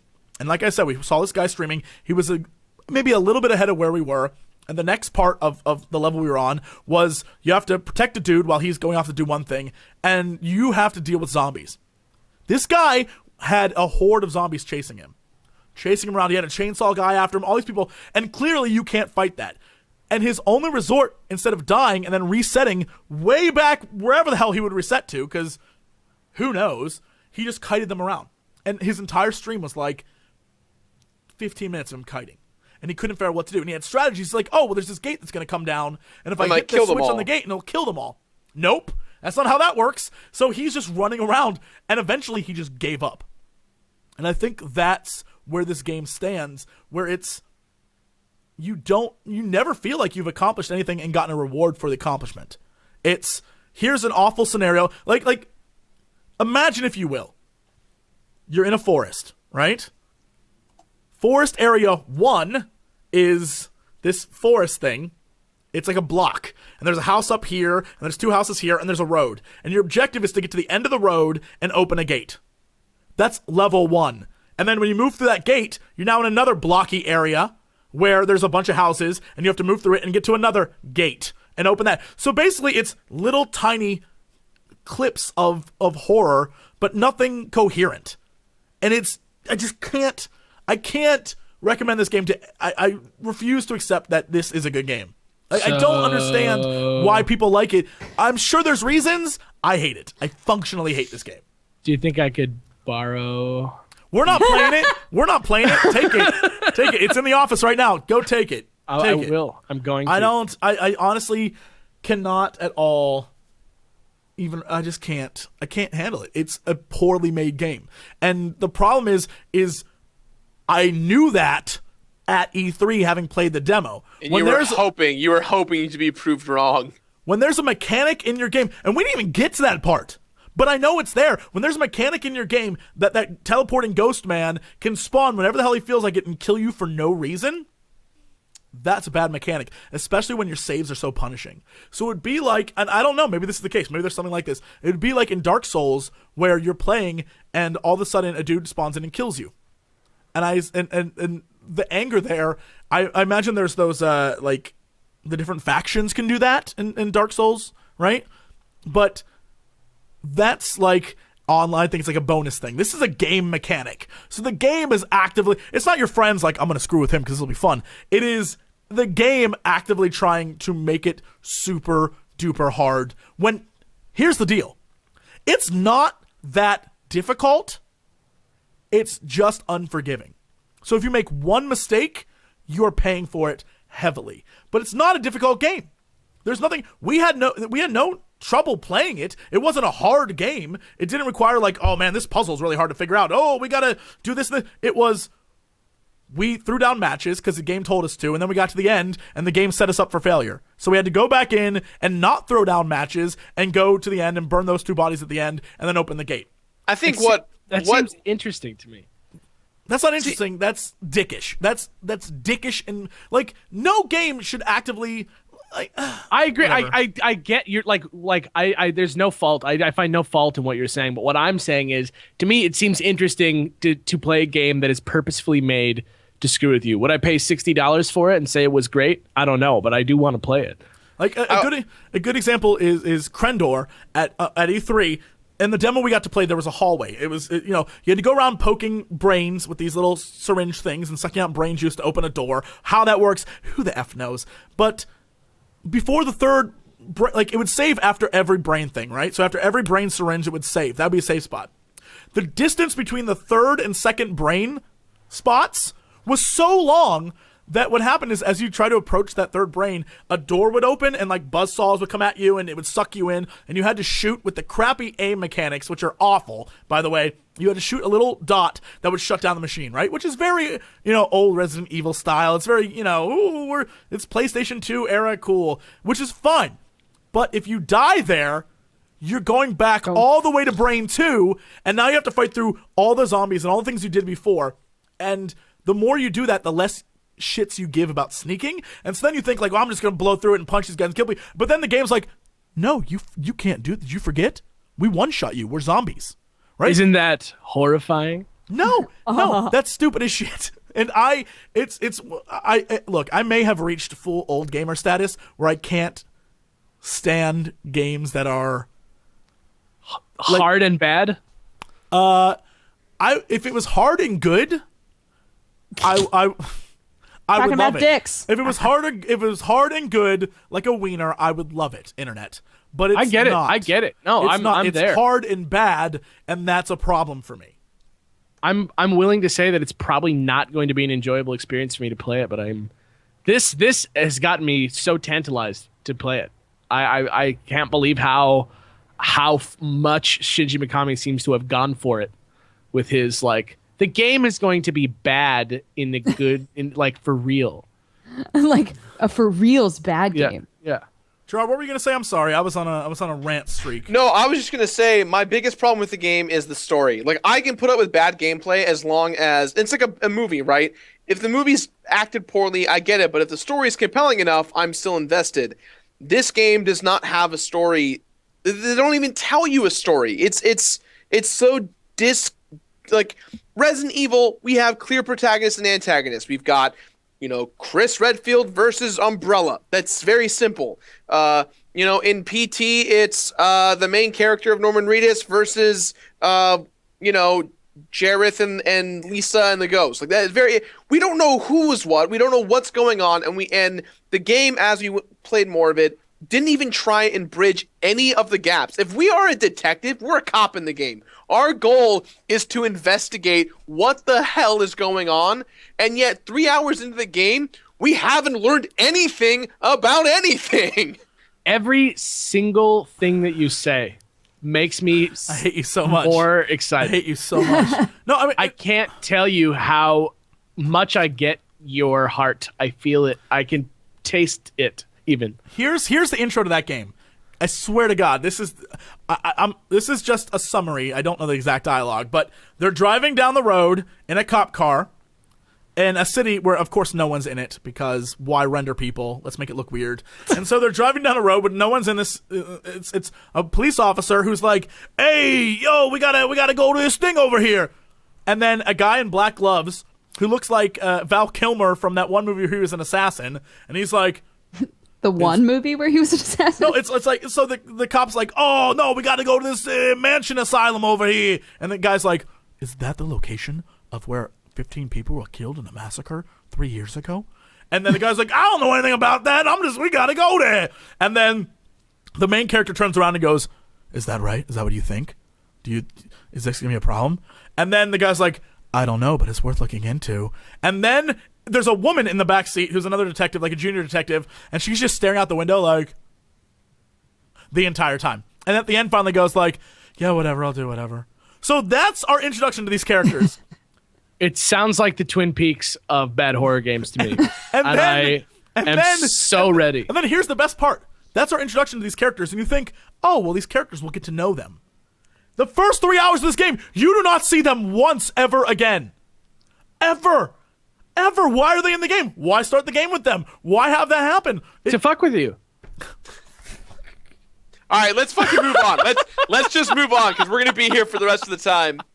Jesse, what else did you play? I have been playing a game called Hand of Fate, which I really, really like. It's basically a card game, but that's not a card game. So it's an RPG where you are playing as a dude sitting across the table from like an enchanting card player. And it's basically you are creating decks, and the decks have weapons and items, and they have things in them. But he tells you a story. So you have armor decks, and you have cool things in your deck, and he has monsters and he has worlds and he has vendors, and so he flips down a bunch of cards and you select which card to go to, and each card is a different thing. Sometimes it's a monster fight, sometimes it's you go to a vendor, sometimes it's like a story bit where you gain story and you're going through this overarching plot of defeating these villains or whatever. But when, let's say he flips over a card and it's a like 3 of something, right? It's 3 evil rat creatures. And so you put down your cards, and that's, your sword, your shield, all that stuff. Then you go into what is essentially an Arkham-style fighter, where you're now fighting those guys with your shield, but you can only use, so like, the Y block mechanic, right, where you can block and do that stuff. You can only do that if you have the right equipment to do that. So if you don't have a shield or something like that, you can only roll around and swing. Right? If you don't have certain armors, you can only do certain things. And so you're fighting bosses, you're fighting little guys, and it's that mechanic. So you go in between there, and then you have life too. And the life is related to your food, so you have to pick up food. And if you don't have food, your life starts to go down. So when you enter those battles, your life will be down really far. Right? Or if you get hurt in battles, the food will bring your life back up to full. And so you're constantly having to manage this stuff, plus play the card game with this guy, plus look for certain key cards. Like this mission, you're trying to find the Jack of Clubs or whatever it's called, right? The Jack of Assassins or whatever. And so you're after that guy, and that's the fight you have to do, right? And so it's a lot of fun. It's definitely still in like early form.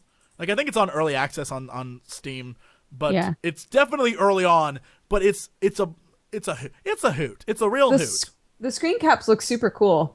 Like just looking at pictures from the game and like how it looks and how it plays. Yeah, it looks fun. It's not a deck building game. You don't go out and build decks. As you play, you unlock more cards that you, the player, can use to combat the bad guy, the guy on the other end, this magician character who's telling you the story. So you're using the cards to battle the monsters that you're fighting in the thing. So it's kind of cool.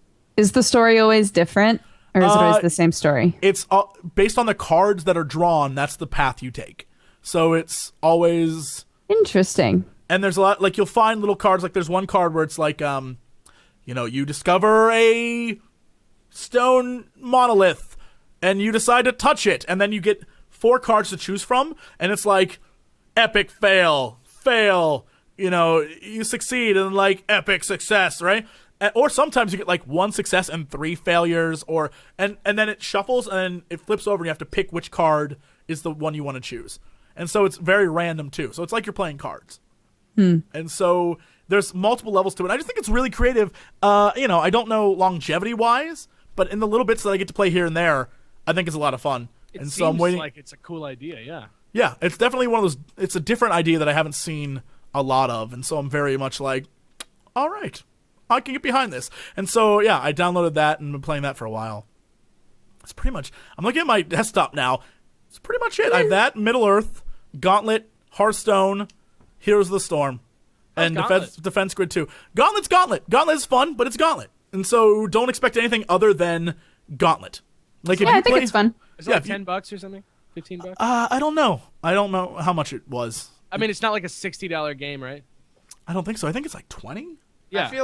I feel like Gauntlet is too old to keep hype, I guess, if that makes sense. Like I feel like it's been I loved Gauntlet when I was a kid. I love the arcade. I love the N64 version, but I'm not really a big fan of what is this? Is this me? I don't know. No, that was Dodger just was doing Dodger. I know. I'm sorry. No, it's cool. I need to pee, and I turned it into a dance. And I like to know she needs that's to pee. What I was she turned it into on. a dance. Was just like a little pee worship. It was a pee dance. Yeah, we all did the pee dance. So sorry, Gerard. Continue. No, I was just saying that I feel like it's Gauntlet. A new Gauntlet game should have come out years ago, and not now. Yeah. But, I mean, you know what? For, like, a $20 game that it's going to be, like, fun to hang out and play Gauntlet with a couple peeps, like, I'm down. Mm-hmm. Yeah, that's true. I think it's fun. Yeah. It's, it's simple. It's a Gauntlet game, just like we're all saying. Yeah. All right. Like Smash Bros. Like Smash Bros. No. Like Smash Bros. Dodge recipe, so we're going to take a break. We'll be back in a sec. I know. Go, P. We will return shortly. Thank you for watching. Hello, everybody. Welcome back. Let's get down to news. To business. Yeah, sure. Great. Still worried about the Huns, Dodger? Is that a thing you're worried about? I'm subscribing to your channel right now, so calm down. Thank you. That's so I nice of you. already did the beginning of the podcast. I'm there. That is so nice of you. It's like, what if there was one last game that was about the danger of the Huns, and it was like a throwback to like the mechanics and style of defeating The Huns? The Huns? Still a callback to The Mulan game? yeah. Nope. All right. So Bethesda's gonna put this one out though. Great. So, in the news, I thought it might be interesting to talk about the fact that I received this study that I think is kind of cool. It's about mobile gamers. Oh, right. That's right. And so I think this is kind of cool. So these are the insights, the key insights from this about mobile gamers. And I think it goes against some of my assumptions because I always assumed it was a different demographic. So here's some things to know. It's all babies. Players aged 35 to 44 spend the most on mobile games, with an average of $6.07 per person. Damn. Whereas 18 to 24-year-olds spend the least at $3.73 a person. Which makes sense when you think about monetarily, because older people would have more money to spend on stuff, but at the same time, you would assume that younger people would be more frivolous with their spending and be like, F it, I'm going to get this. 18 to 24, they're all like jaded. Ramen jaded. Yeah, man. Like at that games. age, that's around when you're, when you first start spending your own money and you're finally like, oh man, I'm not going to just spend it on anything. Do you have the link for that? Can I see that? It's Google Mobile Gaming Social Motivations. It's called Mobile Gaming Spending and Behaviors Research Study 2014. That is surprising to me, though. Like, when I was first in college, the first time that I bought groceries, I bought myself White Castle hamburgers for the week to eat, and that was my food for the week. It makes sense. It makes sense. But I guess as you're if you're in that demographic and you're playing a mobile game, it's more likely that you're playing like a real game as well that doesn't cost money to play. So you're probably just going to go play that and wait while All the Bravest loads again. Right. Man, it makes sense. Man's got a point. So I think the next thing here that's kind of interesting, as I try to look for a link that I can give you guys, I have this in form of an email, so my apologies to those of you who are wanting to look at this. The next one is men spend more on mobile games than women. $5.63 on average versus $3.49 for women. That's pretty interesting. I would not have assumed that because my big assumption is there was another study previously that said women play more mobile games than men, right? And my assumption would be, okay, well then if they play more mobile games, they probably spend more money on those games. Wrong. Men spend more money on the games. And here's my thesis on this. I have a hypothesis. It's not in this study, but I have a hypothesis. Men are willing to spend money to not look like shit. Like in video games. Like you know, they don't want to seem like they're bad at a game, so they're willing to spend money to make themselves look like big shots in a game. And it's an ego thing. It's a male ego thing. Like, I don't want to lose again, so I shall spend money to prevent my loss. Like, that's an ego thing. Well, take Dodger, for example. She's like, I played it for free for so long, and it was wonderful, and I got these little kittens, and it was great. Do not buy it. Yeah. Yeah, that's my jam, is like seeing how long I can play a free game before it's like, this is unplayable unless I pay money. But you don't really strike me as the, like, at least for like the female like archetype of the like casual mobile games player. I picture more like a kind of like middle-aged mom playing Candy Crush is like who I would assume was spending the money. But I wonder what the money is being spent on that the men are paying. I want to know. It does not say here. I have to admit, I I used to work for a earlier this year. I used to work for a big YouTube channel that does. I would provide footage. I'd record footage for them, and they'd create like a trailer type thing. And one of the games they had me do was Candy Crush, and I never played Candy Crush before. I had no idea what it was. I never had heard of it, and I had to get it on my iPad. So I recorded it, and because when you buy stuff all your Apple products are linked, whenever you buy something, they download an update and link across all your devices. So one day I was just like out in public waiting somewhere, and Candy Crush was on my phone, and I was like, One all right, day, it just happened. It just suddenly showed up. I'm just gonna play the game Showed up there suddenly out of boredom, and I went crazy for about 3 weeks playing this game. It got to the point where I finally got to the point where I was like, I'm done. I beat the game, and it's like, oh, pay $1 to play more. Pay $1 to keep playing. I immediately just deleted it, and I was done. It's like, all right, Yeah. I've learned my lesson about mobile gaming. I don't want to be a part of it. A journey. I spend most of my money online. I spend most of my like microtransaction money on new card packs for Heads Up. It's like it's like the only thing. Oh, yeah. That's the yeah. only thing that I like really actually spend money on in mobile gaming. So what we've learned so far is that, again, older people spend more money when it comes to mobile games. Men spend more money than women. And now, the more they play, the more they pay. Players who average 10 hours of playing time per month spend an average of $15.5. I'm sorry, $15.15 is what I meant. So Jesse, you seem to be the closest to the target Yeah, demographic. you're doomed, Jesse. What can I say? Give me a few more years. I will be throwing money at mobile games. So apparently. do you spend a lot of money on mobile games now? No, I don't. Like, I literally play no mobile games. You don't even have like a. If you looked at my phone, if I go to my phone right now, I have on there Carcassonne, and then Yeah. and that I didn't pay for anything in there. I got that because they Carcassonne's gave so me good. when I was on tabletop last season, they gave me Carcassonne to learn how to play, so I didn't even pay for that. And then banking apps, don't ever hack my phone, thanks. And then photograph apps. And like Twitter and it's YouTube. There's literally, and then my podcasts. How Did This Get Made? Car Talk, Radio Lab, and On Point with Tom Ashbrook. That's Does this literally count? all I have. I have nothing else on here. Does My it count just money on mobile games? Period.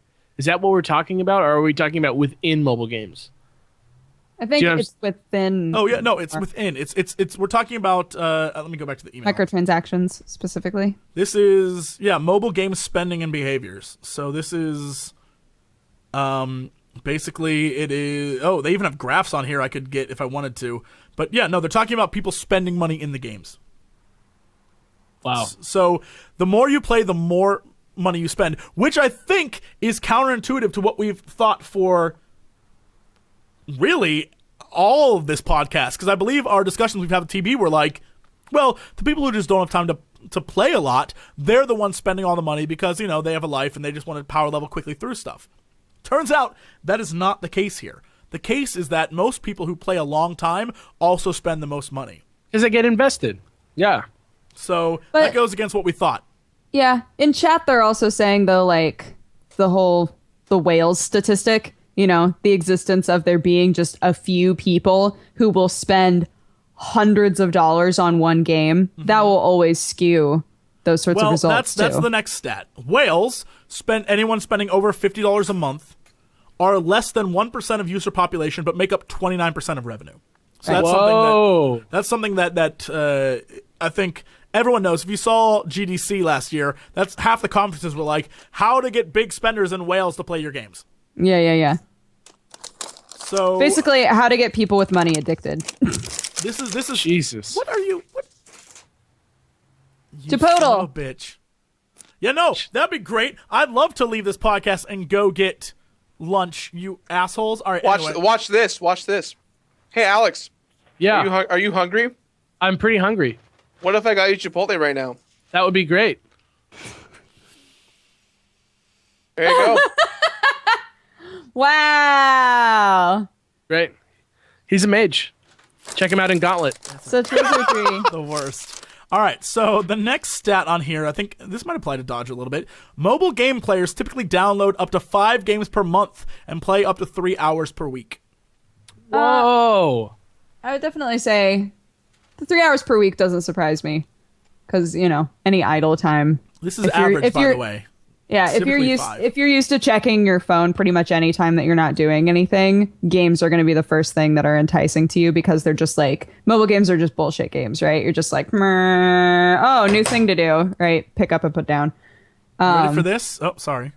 All I was going to say is I definitely don't download 5 games a month though. That's way too many. That's what it says, the average. I would imagine a lot of those are probably the younger people. We're just like, more. Yeah. But again, who knows at this point? I don't know what to believe. All right, so then this one I think relates to us and probably people watching at home. 70% of all users watched online game videos in the last 7 days, and over 45% said watching the video directly led to them downloading the game featured in the video. Wow. Yep. That's huge. Yeah. AKA PewDiePie has influence. AKA, I'm gonna dispute that fact. I'm gonna dispute it heavily. I have statistics, and I've said this before, and I'll say it again, where it's not about the fact that he has a large audience. He has a large audience, but they're engaged in him. They're not engaged. They don't care about the game. They don't care about what it is that he's playing. They care about what he is doing, and so he's the popular reason why they're watching. It has nothing to do with the game. And I'll say this. But I think he raised his awareness. Like he plays, might, for sure. He might, but you can see the tracking of things on Steam, and when smaller channels promote stuff, their bump is much bigger or equal to PewDiePie's bump, because again, the people that are watching these other channels are invested in the game, not the actual creator. Yeah, he doesn't talk a lot about games. Like from a design standpoint on his channel. He's there to play a game, and if there's any residual sales, great. Because his audience is so big, of course they're going to be, right? But he's not, like, I don't think even he sees himself as like, I'm going to make, like, I'm going to call a call to action, do this. Like, that's not who his character is. And I think that describes, it's not just him. It's everyone on YouTube. I guess. I think it's also a matter, though. I think it's also a matter for Felix's sake. It's a matter of if the game is enjoyable and the series continues. Like if he does several videos on one game as a series, then chances are that's when people are liking the game because they keep watching the same type of video, and that's what will fuel people to go and buy the game. If he Goat Simulator, I think was one of the big ones that he helped push. Just because he did several videos on Goat Simulator, and that's what people wanted to see. Well, it depends on if something funny happens, too, in the video. I will contradict you. I will say you're wrong. Devil's advocate, you're wrong. Again, I will fully admit PewDiePie is a genius when it comes to getting people to watch him. But that is not what sold that game. What sold that game was all the other YouTubers seeing the amazing number of views getting from that, and them saying, I could do that too. And then, because everyone else was doing it, the people who, again, are watching not because of the personality, but because of the content, went out and bought it. So I would say he inspired other YouTubers to play that game, and other YouTubers the ones that went out and sold that game. Because so many people were playing it, their audiences went out and bought it. Right, but if I'm the devil, I'd say that still means that PewDiePie is pretty goddamn influential. I'm not saying that he's not. I'm not saying he's not. I'm saying be clear about what happened there. You can't say the direct bump. Yeah, like he didn't bump it. He bumped everyone else to play it, which caused the bump to happen. Right? And I think that's his power and influence. I guarantee his influence isn't over the people watching him. The people watching him are there to watch him. They're not there to watch whatever he's playing. They're there to watch him be awesome and like joke around and have fun. The thing that his influence is he influences what other gamers do, because his pool is so big. If you jump on the bandwagon of what he's doing early enough, you will get a residual bump off of that, because when they want to see other things, they'll come to you. And so people do that like that, and those people are the ones that cause people to go out and buy it. Convinced of that. I don't need a study to prove it. I know that's how it works. Sorry, everyone is going to be like, that's incorrect. It totally is true. Sorry. Totes I'm right. true. I'm right. Look, I'm right. And there's no argument here. Say what you will. Felix is a wonderful human being, but that's the way it works. I have no anything to say. I have no like expert testimony to give about this. I have no idea. Good. That means you can't prove that I'm wrong. Moving on. 20% of users are sharers who actively share from games. Are likely to download more games, play more often and for longer, are more likely to convert other people to play that game. So I assume this is saying people who are playing, they're letting other people play the game. And they're saying, like, check this out and play this and see what this is. Like they tweet their score and shit like that? Yeah, and so they're more likely to convert people to play the game. I hate that. Fucking that dragon game. Every time you hatch a dragon, it's like, do you want everybody on Facebook to know that you hatched this dragon? And I'm like, no. It asks me every time. Look. Some people might want to know on Facebook whether or not you hatched a dragon. Give me $1, I'll go away forever. Give me $3, I will disappear. If you just want to give me $3, that's fine. I'll never ask you to buy anything again. Give me $3. It's totally cool. Next, I think this is kind of cool. Word of mouth is the number one way that mobile gamers discover games and decide whether or not to download. The top sources include reading user reviews, hearing from a friend or family member, seeing a friend and family member playing the game. So just to go through that, reading user reviews is 43%, 36% is family member or friend, 25% is seeing someone else play it. Does Twitter count as word of mouth? It definitely does. That's the next section. Yeah. That's so I mean, that's I feel like that's like not what I think of when I think of word of mouth most of the time. But that's yeah, no, I mean the next part's about social media, but this is I think that goes a long way. I think most indie developers should keep that in mind, especially, it goes beyond mobile games. Word of mouth sells your game. If it's good and people talk about it, people will buy it. And that's what you need. You need word of mouth. And in that respect, yeah, this industry is very honest still. I will continue to say this till I die. If you're a developer watching this right now, or you know a developer, someone who is a developer, let me stress to you, please. In your mind, you're going to be like, I need to send this game to PewDiePie. I need to send this game to Smosh. I'm trying to think of like who the big guys are. I need to send this game to Yogscast. Yeah, and Markiplier. I need to send to all these guys, right? That's great. Please do. Send to everyone else. And this isn't like a send to me ploy, right? It's send to even the guys with 10,000 subscribers. Because you need to hit everyone. Not just, you don't, like, I know in your mind, you're like, if I get like the whale, then I'll make a fortune. No, where my whale's at? Those guys are very busy. They have to pick and choose. Your game may not be the game you think it is, and they may not want to play it. And here's the thing. If you send it to everybody, the chances of it getting out publicly, and when people go to watch videos of it, you will have a ton of videos. Smaller YouTubers going to treat you differently, too. Like the whole, like from the beginning to end, yeah. Yeah, I was just going to say, Jesse's mentioned this before in the past on this podcast, but like, if you send a free game to somebody who's really huge, they get free games all the time. Yeah. If you send a free game to somebody who's smaller, they are probably just as talented, and they are going to mega appreciate having a free game and being able to play it and being given that opportunity. You'd also be surprised at how many people don't get sent games that you think would get sent games. Yeah. Like, I know, like, speaking from experience, like, everyone assumes that because Nintendo sends, games to me, like me and Jesse and the Warp Zone, whoever, that we get flooded all the time. Nintendo's like one of my only contacts, so I don't get like a floodgate of games, mostly because it's be too tiring to just complete whatever is coming at me all the time. But like, it never hurts to try. Like, reach out to the medium guys, reach out to the little guys and the big guys. I think it shouldn't be so hard to prove that I'm really trying to like give your game coverage. Right. Like it's horseshit that I have to like be like, no, really, like we have a channel. They're like, what are your numbers? I'm like, what do you mean? What are my numbers? Like, just go look at it. Like, why are you like trying to make me feel like I'm trying to get a free thing from you? That's crazy. Yeah, I don't want your. I have $10. I'll pay $10 for your game. That's not the point. The point is that like, I want to help get you press. I want to help promote your game. I want to like I want to see if it's any good. Yeah, and I think that's an inherent problem that a lot of big developers have indie developers have, that big developers can be that way.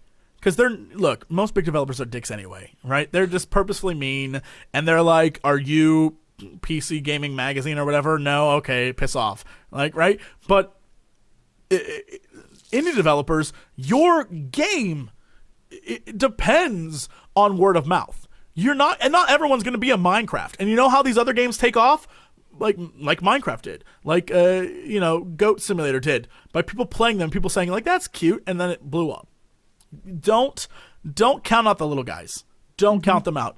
They can be just as good for you, and I would say send as many as you can to as many people as you can. That's how it works. So I'm not trying to get more games. Trust me. I'm in that same boat as Pewdie and them. I have too many indie games sent to me that I can't play them all. So, again, please, by all means, send it to everybody. The next stat. Usage of mainstream social networks is strong with... In mobile games. What do you want to guess the number one mobile game network is? Twitter.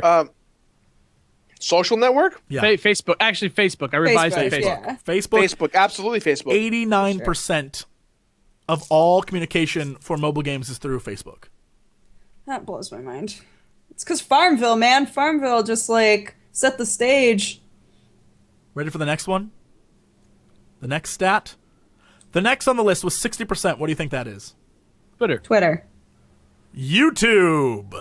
Oh, okay. Well, Does I guess YouTube that's count as a social media platform? I guess. I think about it in a totally different way than like the general public thinks about it, I guess. Yeah. Number 3 at 41%, Google Plus.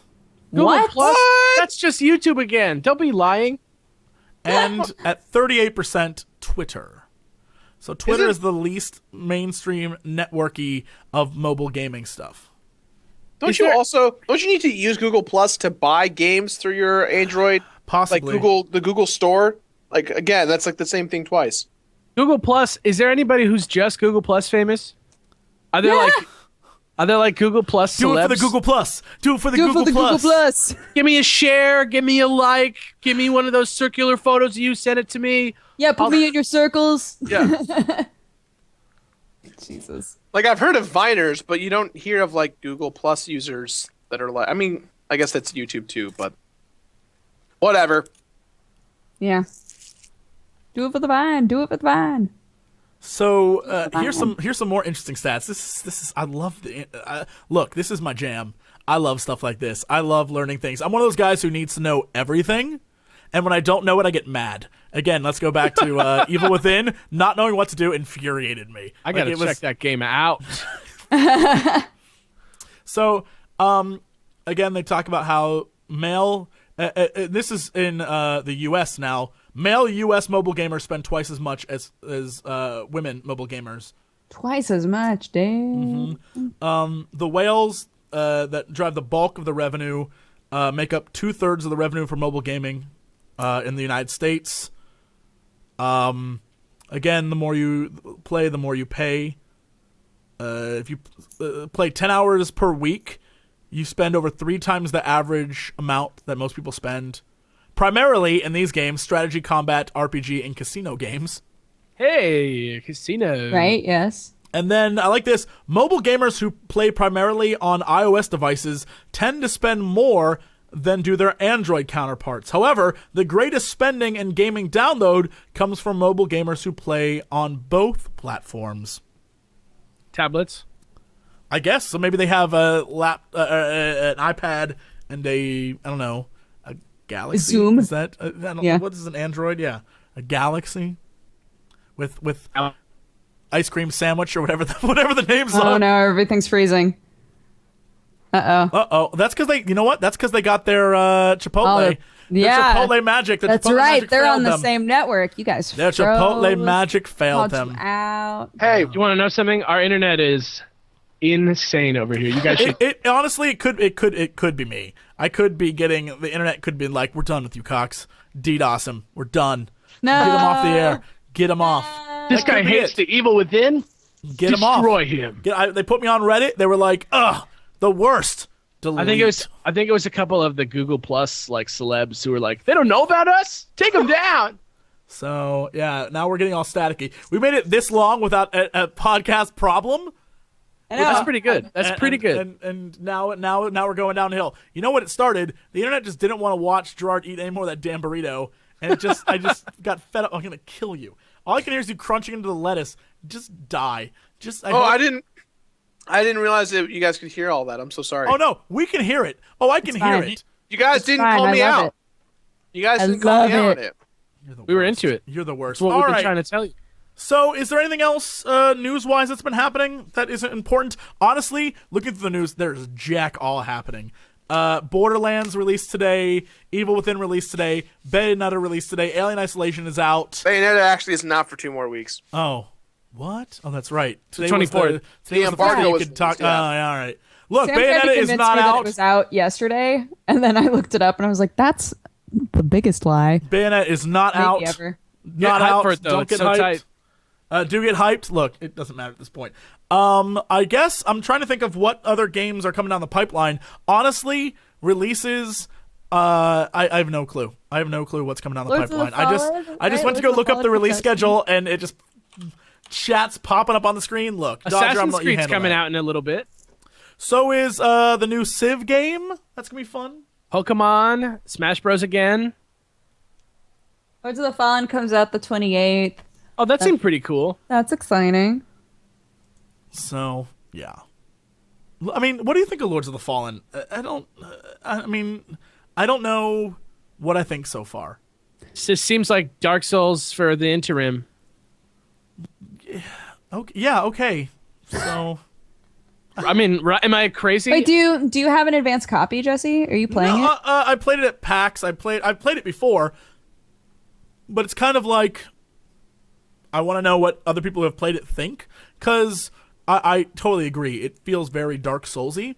Yeah, I think and it's I'm supposed to. hoping, but I'm hoping it's like different, right? Like I don't like games that are too similar to each other. I'm just like, Yeah, I don't think it's going to be like a ripoff, but like look at Shadow Mordor. Like that is like as close to a ripoff as you can get without being like a straight ripoff. I guess you're right. Yeah. Like the dev who made Assassin's Creed 2, remember when the trailer came out? They were like, "That's Assassin's Creed 2. You stole the code."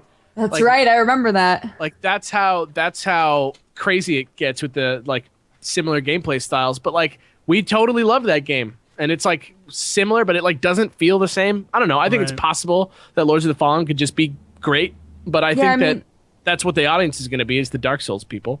Yeah, the Lords of the Fallen demos have all been just Fighting play the this boss. Yeah. Yeah, fight this boss. Which is Get kinda through- cool. Get through I've this no- alleyway and then fight this boss. Yeah, No problem with that. I've really liked it. It feels really nice to play. I'm excited to play it. I think it just flashed by the screen. I can't see it anymore. But someone in chat just said it. It seems like a less interesting Dark Souls, though. Like it feels like a little generic-y to it. The art direction Yeah. is not as good. Yeah. And that's why I'm just like, it would be nice if it was fun and good and like interesting, but you know, I just wanted to know if it's any good. That's all, because I mean, it was fun to play, but you know, at 15 minutes at a time is always fun to play when you're like, yeah, no, I'm just gonna sit here and play a game for 15 minutes. Like it's always fun. There's rarely a time where you're like, that was a wasted 15 minutes. Well, but like you Evil hated Within. Evil Within from the beginning, right? What now? You hated Evil Within from the beginning, though, right? No, I hated the demo that I played at E3. I thought it was the worst, like just the worst demo imaginable. And then we got the game because I was like, the joke was going to be like, you know, I hate it, but things you do for friends, and we're going to play through it. And the first 30 minutes was enjoyable because it was mostly strange. Like very weird. You had no idea what was going on. It reminded me of like a Twin Peaks kind of thing where it was just very David Lynch-esque, and you're just like, Sold. I have no clue. But after that point, it rapidly went downhill. Like Sign it was me up. like I was very excited. Like I was willing to change my mind completely. The opening of the game, I was like, oh, this is kind of neat. This is kind of cool. I've seen this before, but you know what? It's not bad. And then just over a cliff you go. Well, the point is, nothing that I've seen so far has led me to believe that Lords of the Fallen is going to be anything but, like, probably pretty good. Yeah, well, I don't know anybody who knows what the Lords of the Fallen story is supposed to be. Right? They haven't really emphasized that at all, what Right. the story is going to be. So I think that's going to be the big turning point for anyone who isn't just sold based on mechanics is going to be, is this a game worth playing in terms of, am I going to be engaged in a story, right? And we've had games in the past that clearly are inspired and ripped from other games that worked well. Like, everyone played, wow, this is an old game now, Dante's Inferno, which clearly EA's version of God of War, and Right. even shorter than God of War, which is crazy. And that game, The God of War games are not long. yeah, exactly. Which is it's like a demo for what if EA did God of War, and it got great reviews. I personally thought it was very linear and boring, in comparison There was to like ghost boobs, Gerard, and demon boobs. But the ghost boobs, But Gerard. the ghost boobs, Gerard. That's What gotta about count the for ghost something. boobs? My favorite part of that was they threw that in immediately, like level 2, just all boobs all the time. ghost boobs. Ghost boobs. And then it was like, all right, now we're getting to more violent levels of hell. But right away, you got them boobs. You got that out of the way. Did you guys see We the gave video you what that- you wanted. That girl with the boobs that can dance to classical music? Very weird. That girl with the boobs. Damn it. Who can dance to classical music. Last her night- boobs- last Not night- one girl with boobs. No. They Her dance to boobs the music. dance. Her boobs dance. Okay. Dodger, my apologies. These two idiots. Last night, Alex out of nowhere was like, check this out. It's just this picture of a girl in a bikini making her go like bloop, bloop, bloop, bloop, bloop, bloop, like to the music. And it's like classical music. And she comes out in a jacket and she the music as it warms it's warming up. She takes off her thing, It was starts fucking unbuttoning. crazy. And then it starts going like ma ma ma ma ma ma ma ma. It's and I'm like, why am I watching this?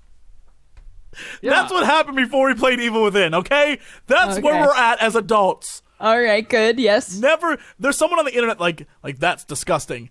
That's men. I apologize for us. We're not wasn't- good people. I wasn't, We're not like- good people. I wasn't Alex- titillated by this video. Oh no, it was fascinating. Yeah. There was nothing sexual about it. It was a fascination. And I just want everyone to know that's it was kind of cool. We were like, "Oh, it's Whoa. thanks for Cool. showing me that." Yeah. It was just like, like- whoa. It wasn't sex. She had muscle power that moved to the. Very muscular Getting chest. incredible pec work. Yeah. That's all I'm saying. That's all I'm saying. It was incredible, and we were mesmerized by it. Give I it a don't look, know how. guys. I don't know how else to say it. It was. Thanks for bringing it up, guys. Now we look even worse. Enjoy, Tumblr. Have fun with that. I'm gonna get another email. It's like, I used to like you till you talked about musical boobs, and now you're just like the rest. But doesn't it suck how afraid we Sure. are to talk about anything? About musical boobs. Doesn't it suck Thank that you, thank you for taking this stand with me. You know what? You're right. We shouldn't have to hide our love of musical boobs. I love musical boobs. I am proud to say it. I'm a proud man to say I love musical boobs, and I will never not love musical boobs. I take this stand. Today is my day of freedom. National Musical Boob # National Musical Boob Day. Right. I think what you just said is going to go down as one of those big speeches like the I Have a Dream speech. I was really hoping to have an American flag and you just start waving. It just slowly fades in. Yeah. Right? Like Patton.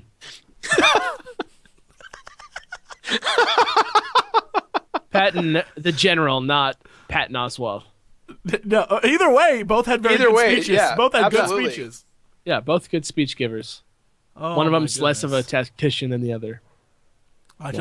Yes, chat. I do like saying musical boobs. Musical boobs. It's a great. Those two things together should not be there, but they are.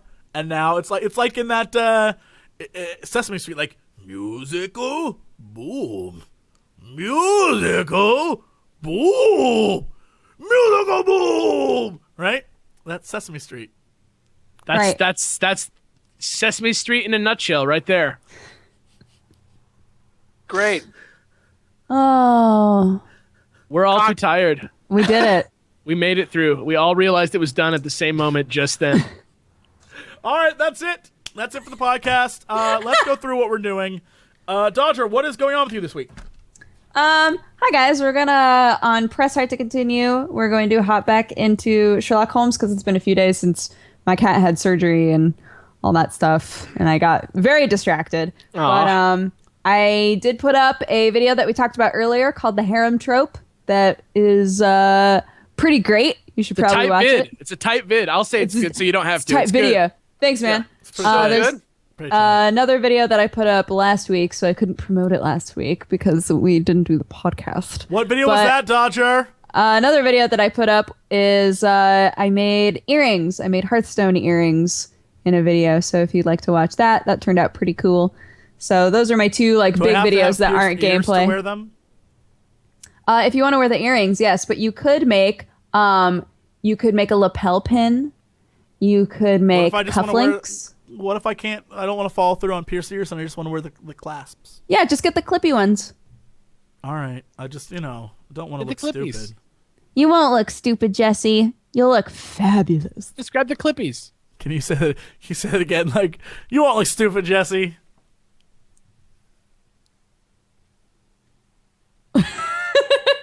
Okay.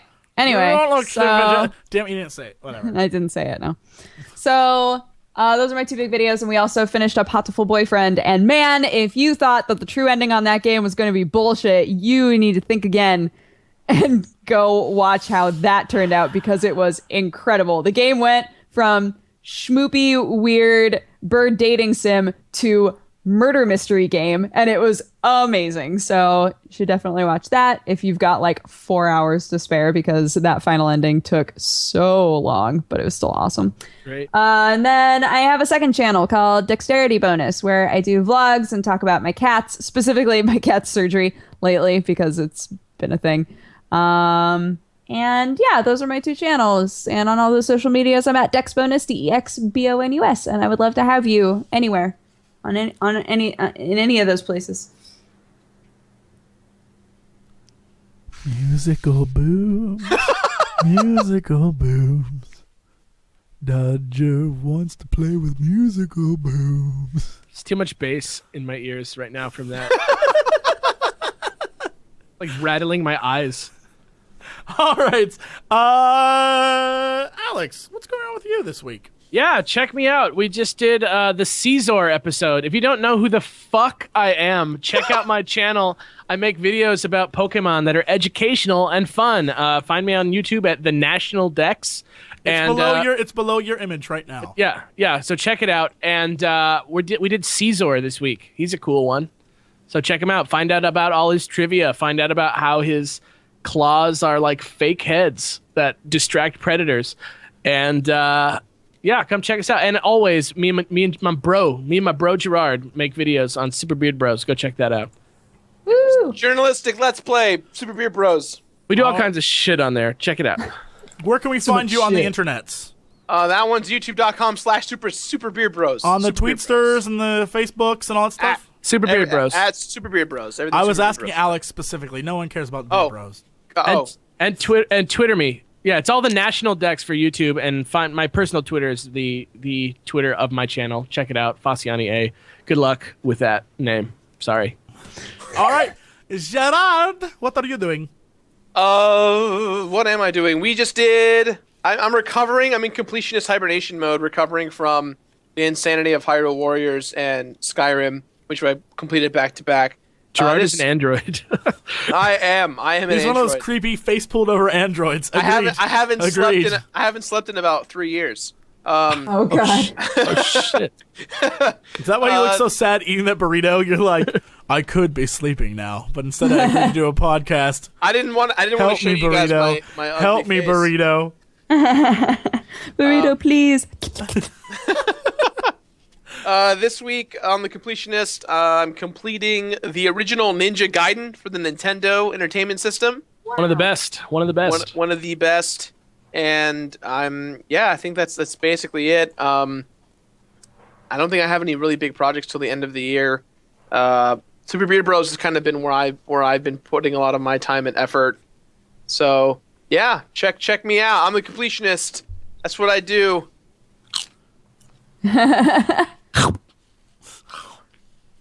Yeah. And where do people find you, Gerard? On Twitter.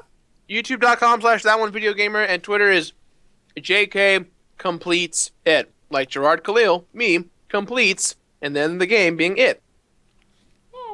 You could not have made that more confusing. All right. The completionist wouldn't fit, and neither would my name. So So, all right. So, for me, off the top, at Jesse Cox on Twitter and the Jesse Cox on Facebook and Notorious COX on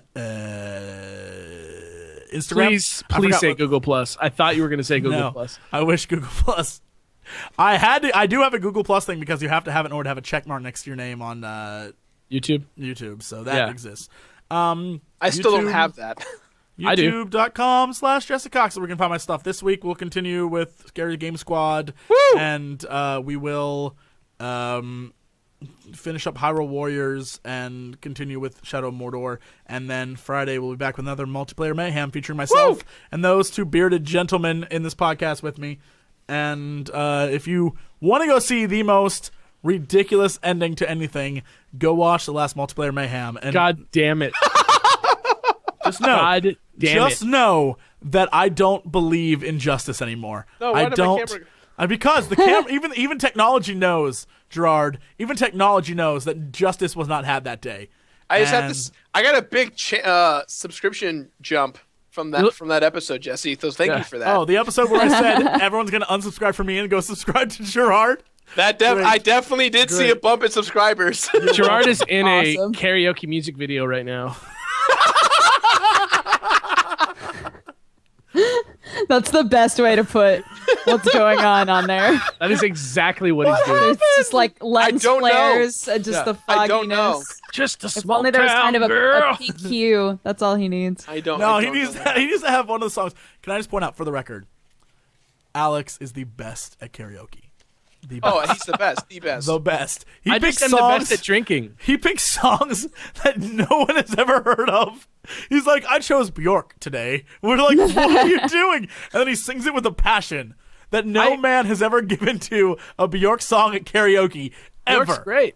Ever. And he sings it so well that you just have to say, like, damn, that is Bjork's a genius. that's a genius right there. That's a genius. What happened to your He touched fingers. it. It got fuzzy, and then he touched the lens, and then now it's like we're in Star Trek. You're like, You should have got Adele, dude. it looks like a laser's blowing out of your head. Should have picked I up don't know the if there's Gateway PC. It's a light. Dodger, you and Sam should come with us karaoke. We go at yeah, least once. I didn't go know. with- I didn't know that you guys have been karaoke. Oh my God, let's feeling go to left round out one. now. Let's go. do it. We're going. All Oh my God. Well, yeah, Yes. that's great. Okay, let's wrap this up. Thank you everybody for watching. I'm gonna make sure that we get out of here with some music because I might have forgotten to do that.